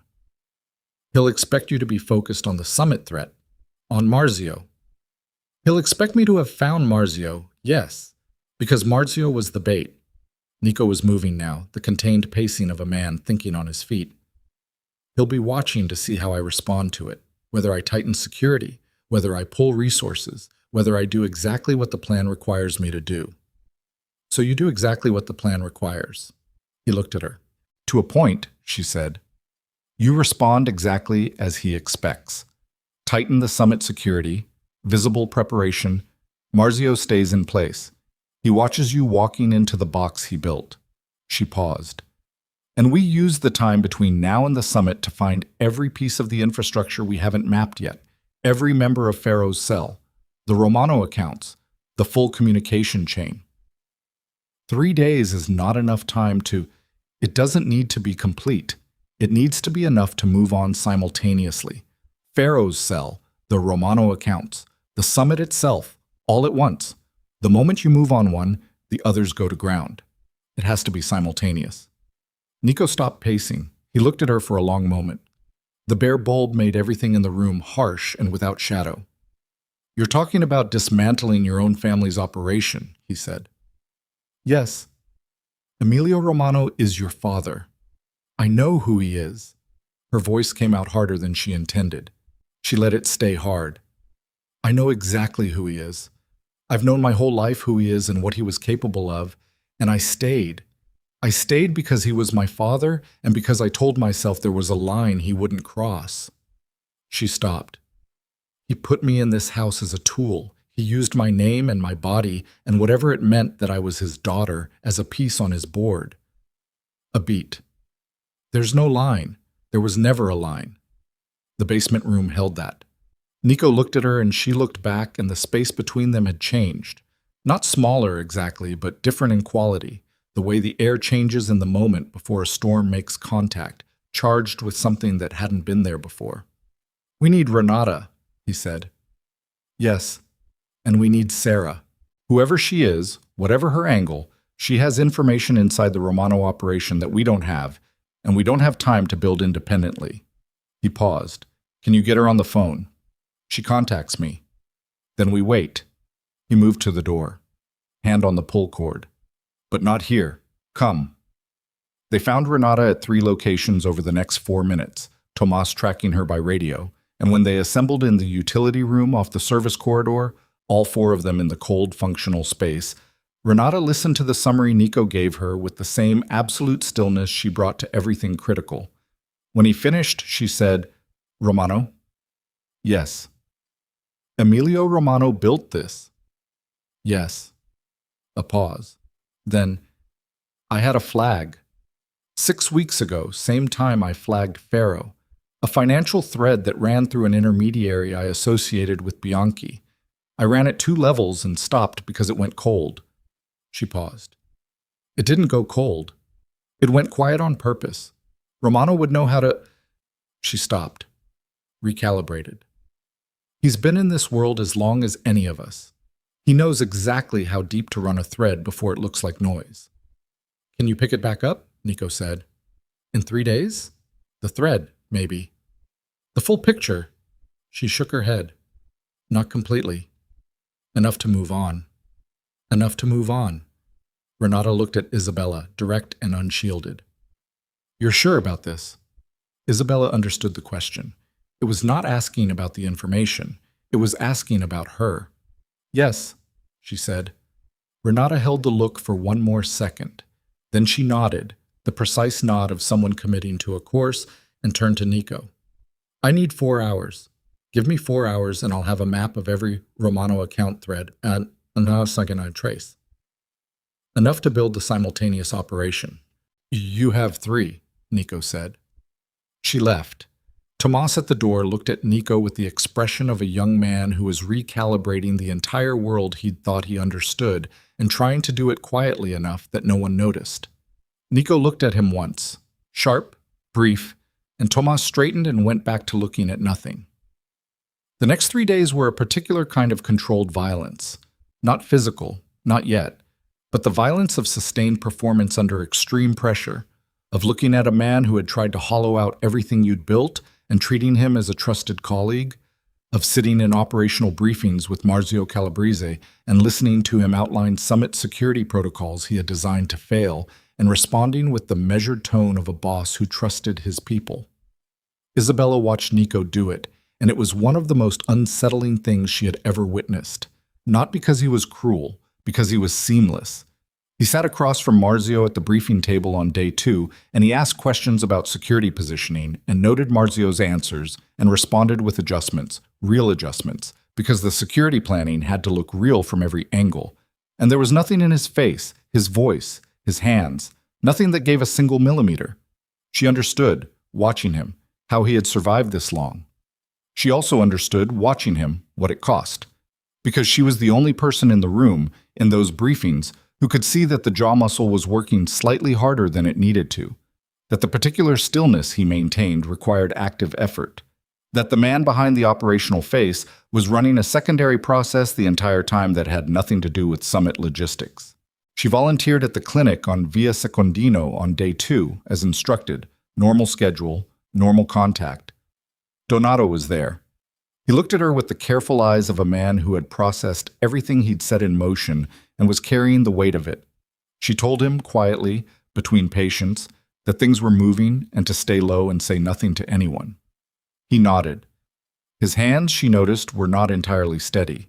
She thought about that, about Donato's shaking hands and Nico's granite face, and Renata's relentless precision and her own controlled breathing, and she thought about what it meant that all of them were running so hard on so little sleep, that the thing keeping them functional was not confidence or preparation, but the absence of any alternative. Sarah called on the second night. "The Romano contingent leaves for the Summit Estate tomorrow morning," Sarah said. "Your father will arrive at the estate 3 hours before Nico. He'll use that window to confirm the Pharaoh cell is in position." "You're going to be there?" Isabella said. It wasn't a question, a pause. "Yes." "Who are you?" Isabella said it directly. No preamble, no framing, just the question, after 3 days of operating alongside a voice she couldn't place in any physical space. "You've been inside my father's operation. You have eyes on this estate. You've had information ahead of every development. Who are you?" A longer pause. "Someone who made a mistake a long time ago that put her inside a room she couldn't leave cleanly," Sarah said, "and has been working toward a clean exit ever since." Another pause. "That's as much as I can give you right now." "Will you be reachable at the summit?" "I'll find you," Sarah said. "I always find you." The Summit Estate was 2 hours north, a converted agricultural property, vast and walled, the kind of place that had hosted legitimate business conferences for 30 years as cover for the other kind of conference that also happened there. Neutral ground. The fiction of neutrality, anyway. They drove in convoy. 4 vehicles. Nico in the second, Isabella beside him in the back seat for the first time in the 3 days of preparation, Renata in the front passenger seat with her tablet. Tomas driving. 4 additional vehicles carrying the security detail, Marzio among them, in the third car, his face arranged in the composed expression of a man doing his job. For the first hour, nobody spoke. Then Nico said, without looking at her, "When we get there." "Yes." "Stay visible, stay in public spaces, don't go anywhere with my father-in-law." "I know." "If something starts moving before we're ready, if Pharaoh's cell activates early or Marzio does something unexpected, you find Renata." "Not me." "Renata." "Why not you?" He looked at her. "Because if something starts moving early, I'll be in the middle of it and I won't be able to watch you and do what needs to be done at the same time." She heard what that meant, filed it. "All right," she said. "Isabella." His voice was quiet. The operational surface dropped a fraction. Not gone, but shifted, a window in it. "What your father did. Putting you in this position without your knowledge. Using you." He stopped. "It wasn't your fault." "I know that. I'm saying it anyway." She looked at him, at the scar above his eyebrow, at the deep water eyes. "Why?" she said. "Because no one else is going to," he said. "And you deserve to hear it before we walk in there." She turned back to the window. The road was moving through open farmland now, flat and golden in the morning light. Nothing dramatic about the landscape, just ordinary country, ordinary sky, the world entirely indifferent to what was about to happen inside it. The estate came into view at the top of a long gravel drive, stone walls, iron gates standing open. Multiple vehicles already on the grounds, the Esposito contingent, the Ricci, several others she recognized by family heraldry on the door panels. And at the far end of the courtyard, stepping out of a black car with 2 men at his shoulders, her father. Emilio Romano looked up as the Valenti convoy entered the gate. He looked at the second car. He could not see through the tinted glass. But he was looking at the second car specifically, which meant he knew which one Nico was in, which meant he'd been told, which meant his intelligence inside the convoy was intact. Isabella looked at her father through the tinted glass and felt nothing for a moment, a complete flat nothing, and then something arrived, not grief, not anger, something that incorporated both and went beyond them into a territory she didn't have a word for. The territory of looking at a person who made you and realizing that making you was, to them, purely instrumental. She looked away.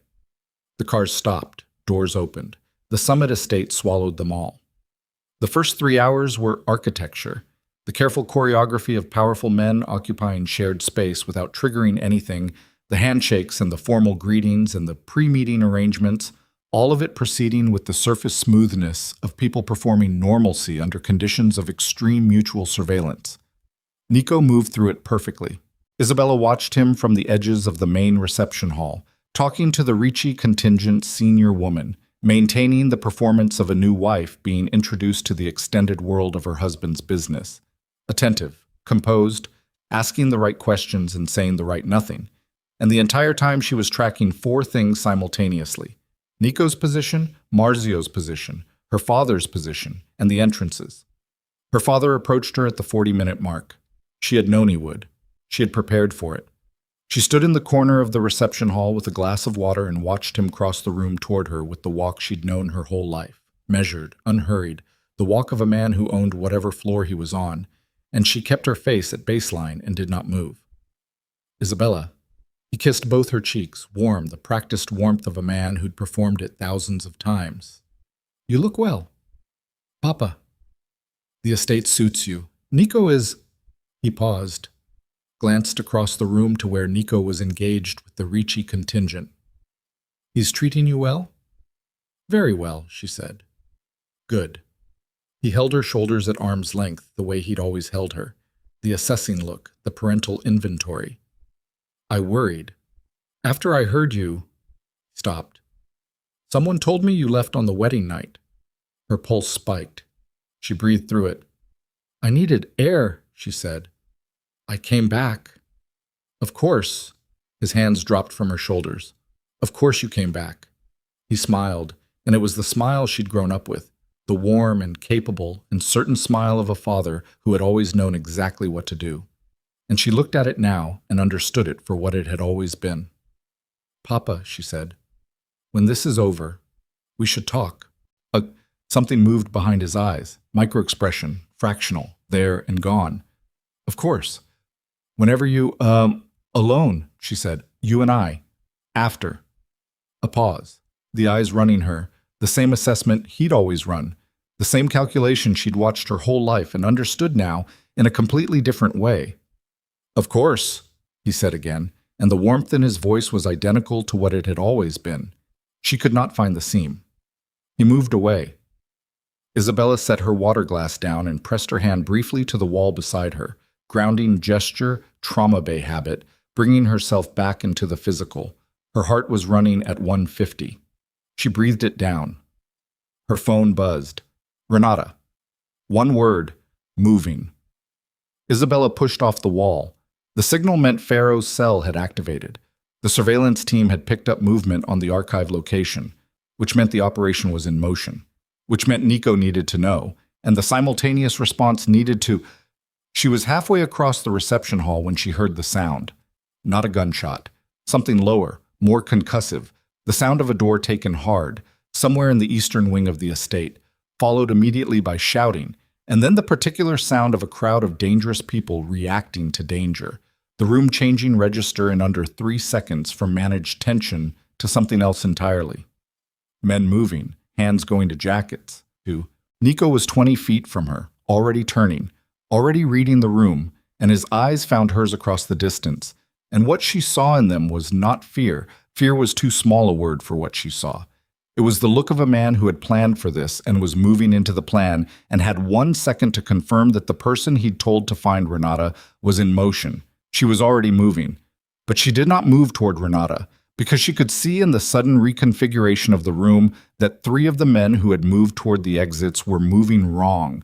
Not the instinctive scatter of people seeking safety, but the coordinated movement of people taking positions.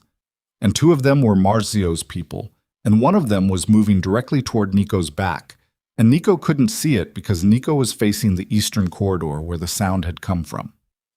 Isabella moved. She crossed the 15 feet between her and Nico's position in the time it took her to make the decision, which was no time at all, the same elapsed nothing of a trauma bay intervention where there was a thing that needed to happen and a body in the right position to make it happen. And the space between those 2 facts was 0. She caught Nico's arm and pulled, not gently, hard, with both hands, using her weight and the angle, spinning him sideways. And the man who had been moving toward his back overcommitted his line and stumbled. and Tomas, who had been watching everything, crossed the room in 3 steps and had the man's arm behind him before he'd finished stumbling. Nico turned. He took in the scene in 1 second. The man in Tomas's grip, the 2 others at the exits, the geometry of it, the shape of the trap, the 3 positions that had been designed to converge. He looked at Isabella. She was still holding his arm with both hands, and she was breathing hard, and the migraine pressure that had been building for 3 days had arrived fully at her left temple, and she could feel her pulse in her hands. Nico looked at her. Then he looked across the room to where Emilio Romano was standing very still, near the far wall, with the expression of a man watching a plan come apart and calculating the distance to the nearest exit. Their eyes met. Emilio Romano saw in his son-in-law's face that it was done.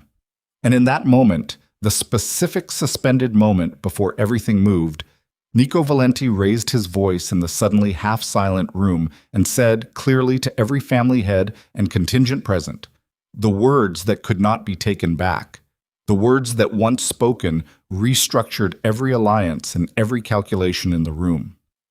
Emilio Romano built the operation against the Valenti family. He used the Romano-Valenti marriage to position an intelligence asset in my home.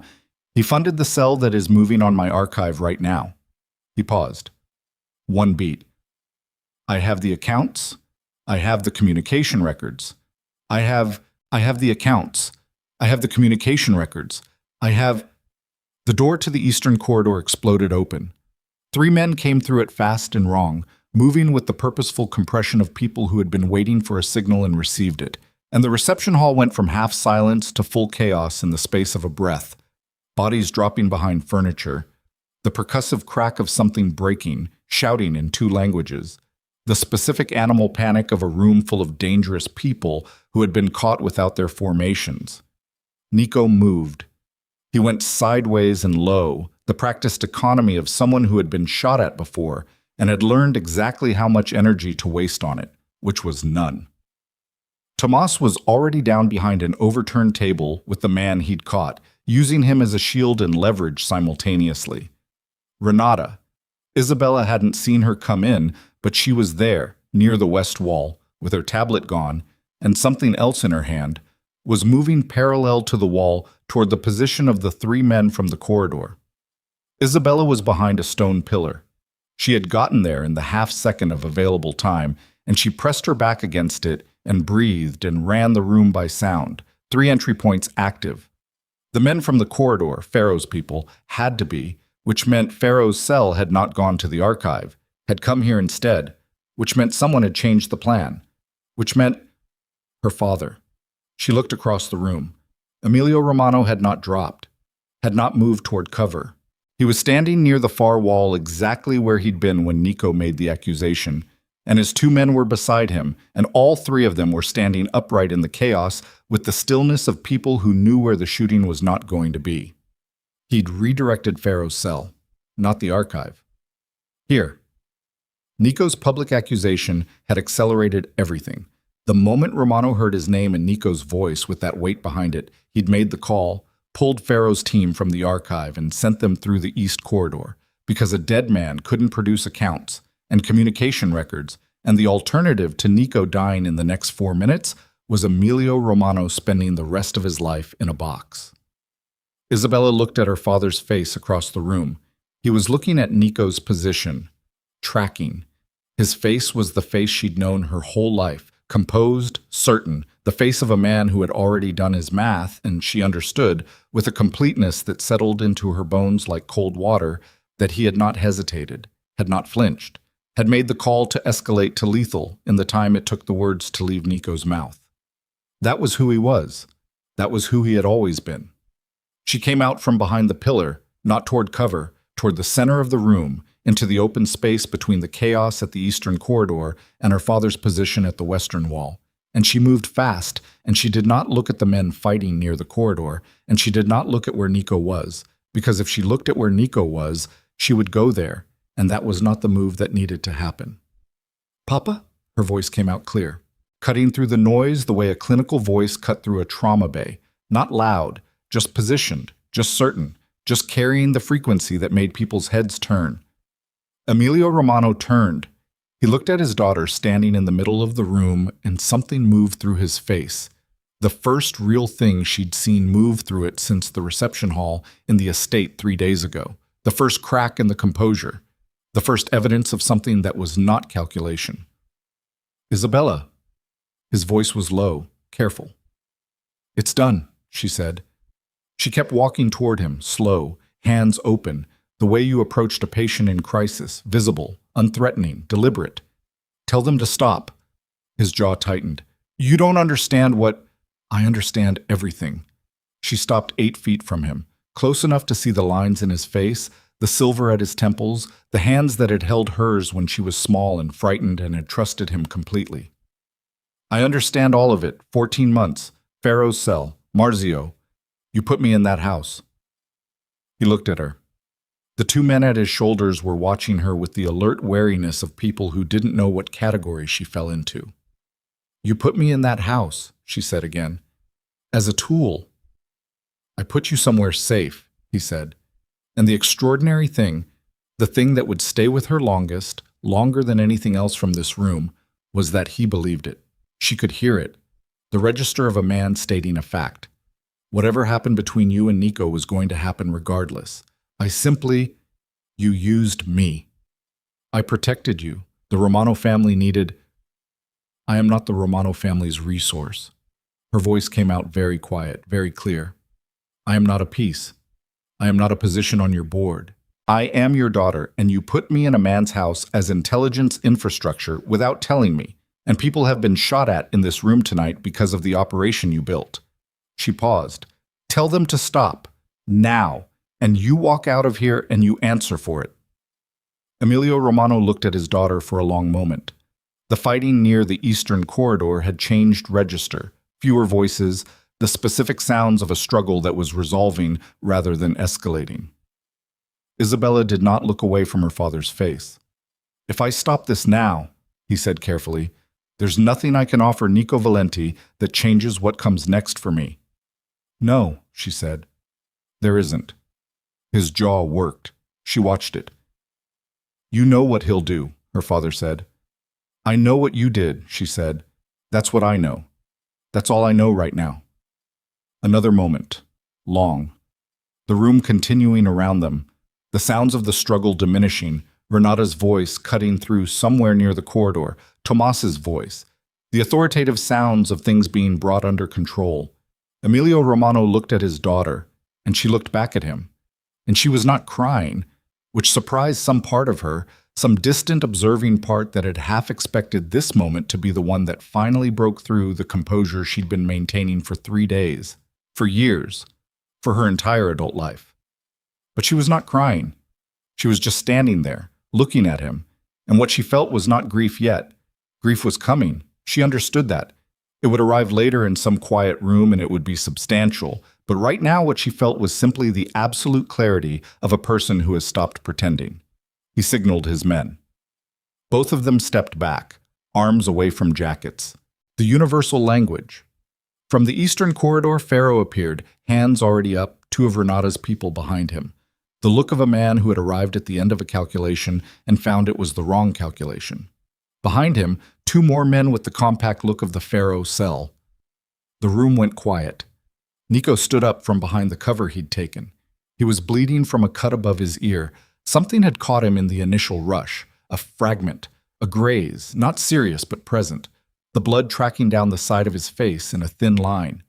He did not touch it. He stood upright and looked at the room and then looked at Isabella, still standing in the open space between the pillar and her father, and his face did the thing it had done at the window 3 days ago. The thing she was beginning to recognize as the closest he came to showing what was actually happening inside him. He looked at Emilio Romano. "Your people will go with mine," Nico said. Quietly, "Now." Romano held his gaze for 3 seconds.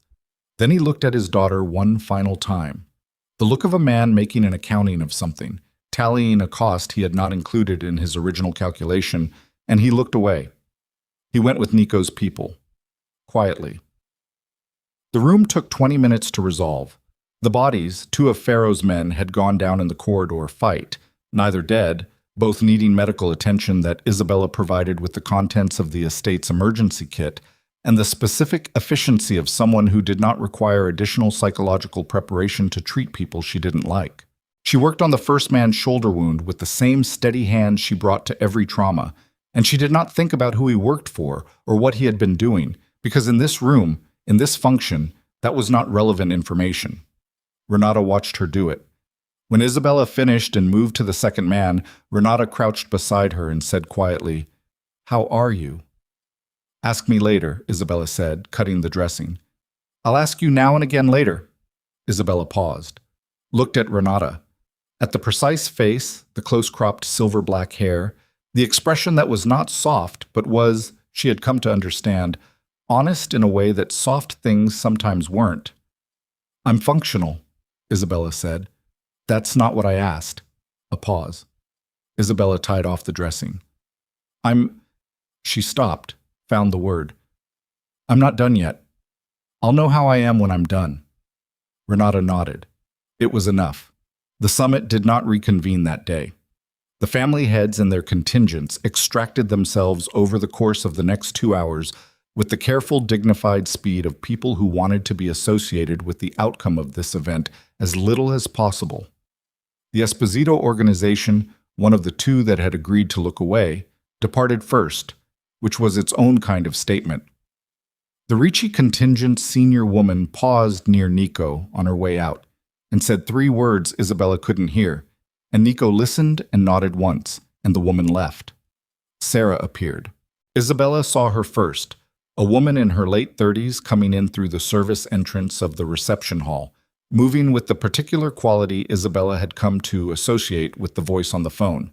Precise, contained, the economy of someone who had spent a long time in spaces where excess movement had consequences. Dark hair. A face that had been through something and come out the other side carrying the record of it without apology. She looked at Isabella and crossed to her directly. "It held," Sarah said. Not a question. "It held," Isabella said. Up close, Sarah had the eyes of someone who had been paying very careful attention to the world for a very long time. She looked at Isabella the way Donato had looked at her that first morning in the clinic, assessing, yes, but underneath that something more like recognition, the recognition of one kind of person for another. "You were inside the Romano operation," Isabella said, "for 2 years. And before that?" Sarah was quiet for a moment. "I was Romano adjacent, a long time ago. A different version of what you almost were.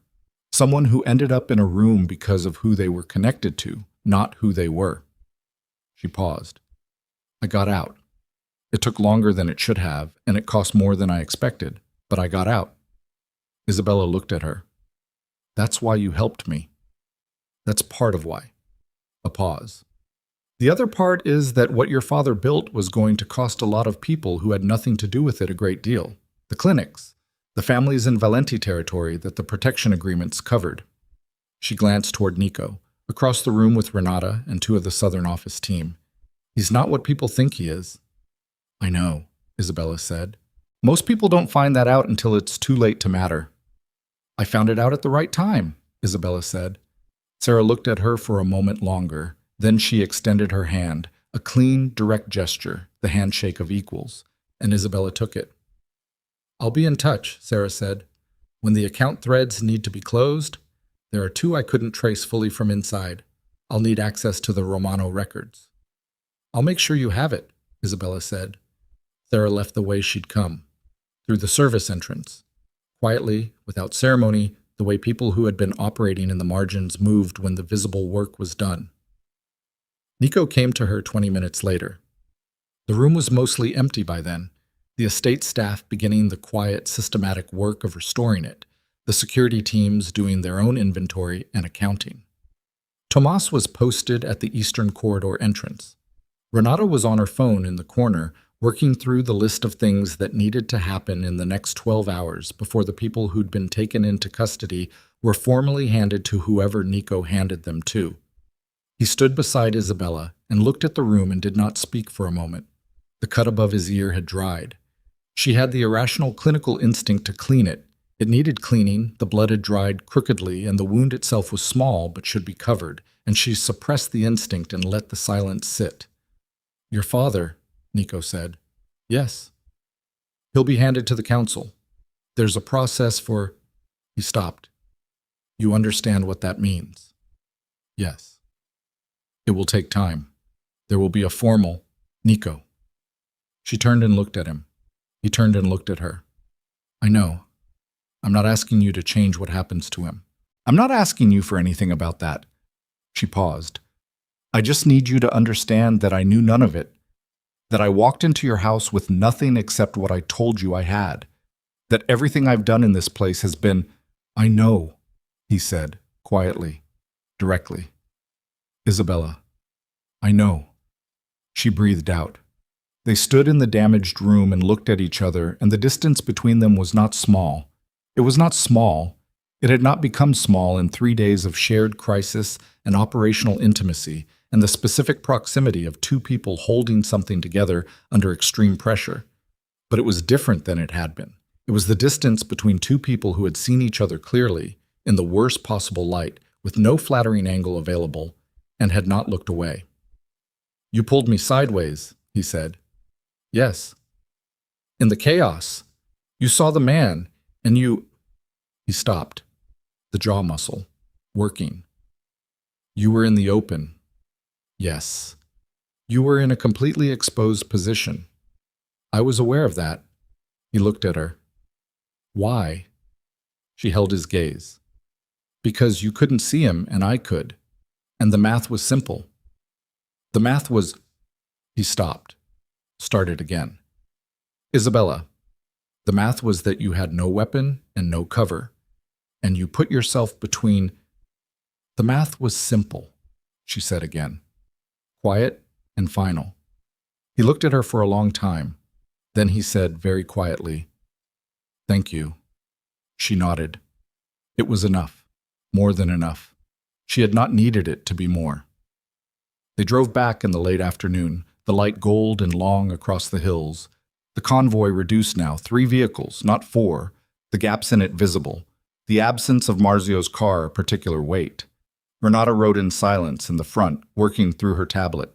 Tomas drove with the careful alertness of someone who had processed something today that was going to take time to fully metabolize.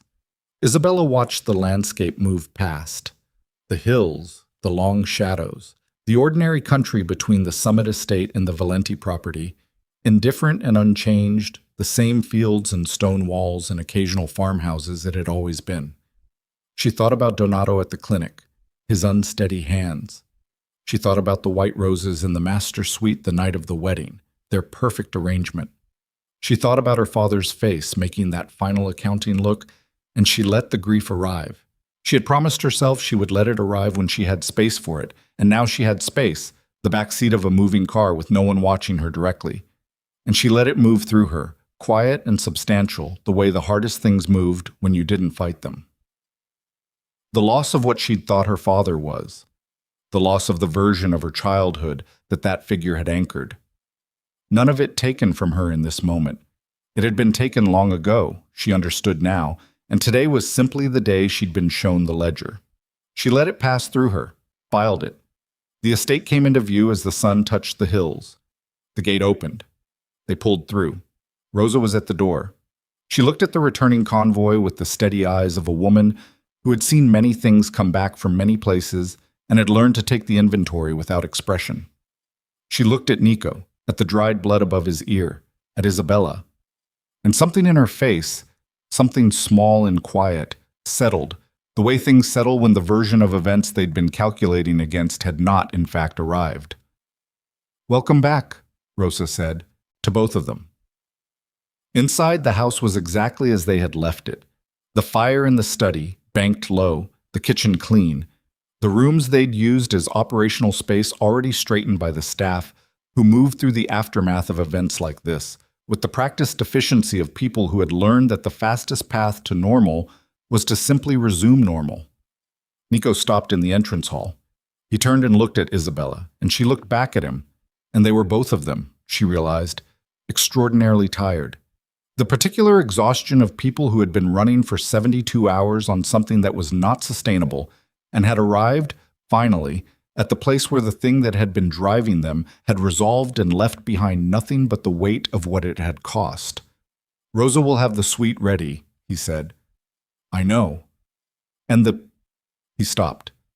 "The room on the other side. The sitting room." He paused. "I've been using it as— It doesn't need to stay that way." She looked at him, at what he was saying and what he was not saying, and the distance between those two things and the fact that he was standing in his own entrance hall and not going through a door and closing it. "Let's eat something first," she said. Something moved through his face. Not a smile, not yet, not in this house with this day still present in both of them, but the nearest thing to one she'd seen. A loosening. A fraction of the held tension releasing. "All right," he said. They ate in the kitchen, not the formal dining room. Rosa put food on the table and left them to it, with the particular tact of a woman who understood when presence was help and when it was intrusion. Simple food, bread and oil, and something warm. Isabella ate more than she expected to. Nico ate across from her, and at some point during the meal, he took the ring off his right hand, a heavy signet ring she'd noticed on the wedding night, and set it on the table and rubbed the skin underneath it. And the gesture was so ordinary, so unguarded, so entirely human that she had to look away for a moment. When she looked back, he was looking at her. "What?" he said. "Nothing," she said. "Eat." He ate. Renata came through once to report that the account threads were being closed overnight, that the council communication had been sent, that the 2 surviving members of Pharaoh's cell were in custody and talking, that the Southern office team had swept and secured the archive and the critical files were intact. She delivered it the way she delivered everything, concise, complete, without excess. And she looked at the 2 of them sitting at the kitchen table with the food between them, and she paused for exactly 1 second, the kind of pause that contained an entire observation and an entire decision not to voice it, and she said goodnight and left. The house went quiet. Isabella washed the dishes because she needed to do something with her hands and because it was a thing that needed doing. Nico dried them, which she had not expected. She had expected him to go to the study, to make calls, to continue being in motion. But he was there beside her at the sink with a cloth, and they worked in silence, and the silence was not empty. When they were done, she stood at the window over the sink and looked at the grounds, the night garden, the amber perimeter lights, the gate in the distance, all of it the same and nothing the same. "That first morning," she said, "when I came back." "Yes." "You said you owed me something, that you didn't know what it was." He was still beside her, not looking at her, looking at the same window, the same dark garden. "Yes. I think I know what it is," she said. "Tell me." She turned and looked at him. He turned and looked at her. The kitchen light was warm and they were both tired and marked by the week, and she thought about the altar, about 5 words delivered without cruelty, about the door that had closed. "Just this," she said, "being here, not going through a door." He looked at her. "Not performing," she said, "not managing, just whatever this is, if we do it honestly, whatever it turns out to be." She paused. "That's what you owe me, and I suppose it's what I owe you." He was quiet for a long moment. The grounds outside were still. The house breathed around them. "That's a harder debt than most," he said. "Yes," she said. "I know." He nodded slowly. One hand came up, careful, deliberate, the gesture of a man who did not do things without intention, and rested against the side of her face. Not pulling her anywhere, just there. She let it stay. Outside, the grounds were quiet. The gate held. The perimeter lights made their amber circles in the dark, steady and unchanged. The same house, the same hills, the same road stretching away toward the city, where the ordinary world was carrying on at its ordinary pace, with no knowledge of what had resolved tonight in a summit room 2 hours north. None of that had changed. What had changed was smaller and larger than any of it. 2 people standing in a kitchen at the end of a long and costly week, not pretending, not performing, not mistaking anything for something it wasn't. Just standing there, holding on,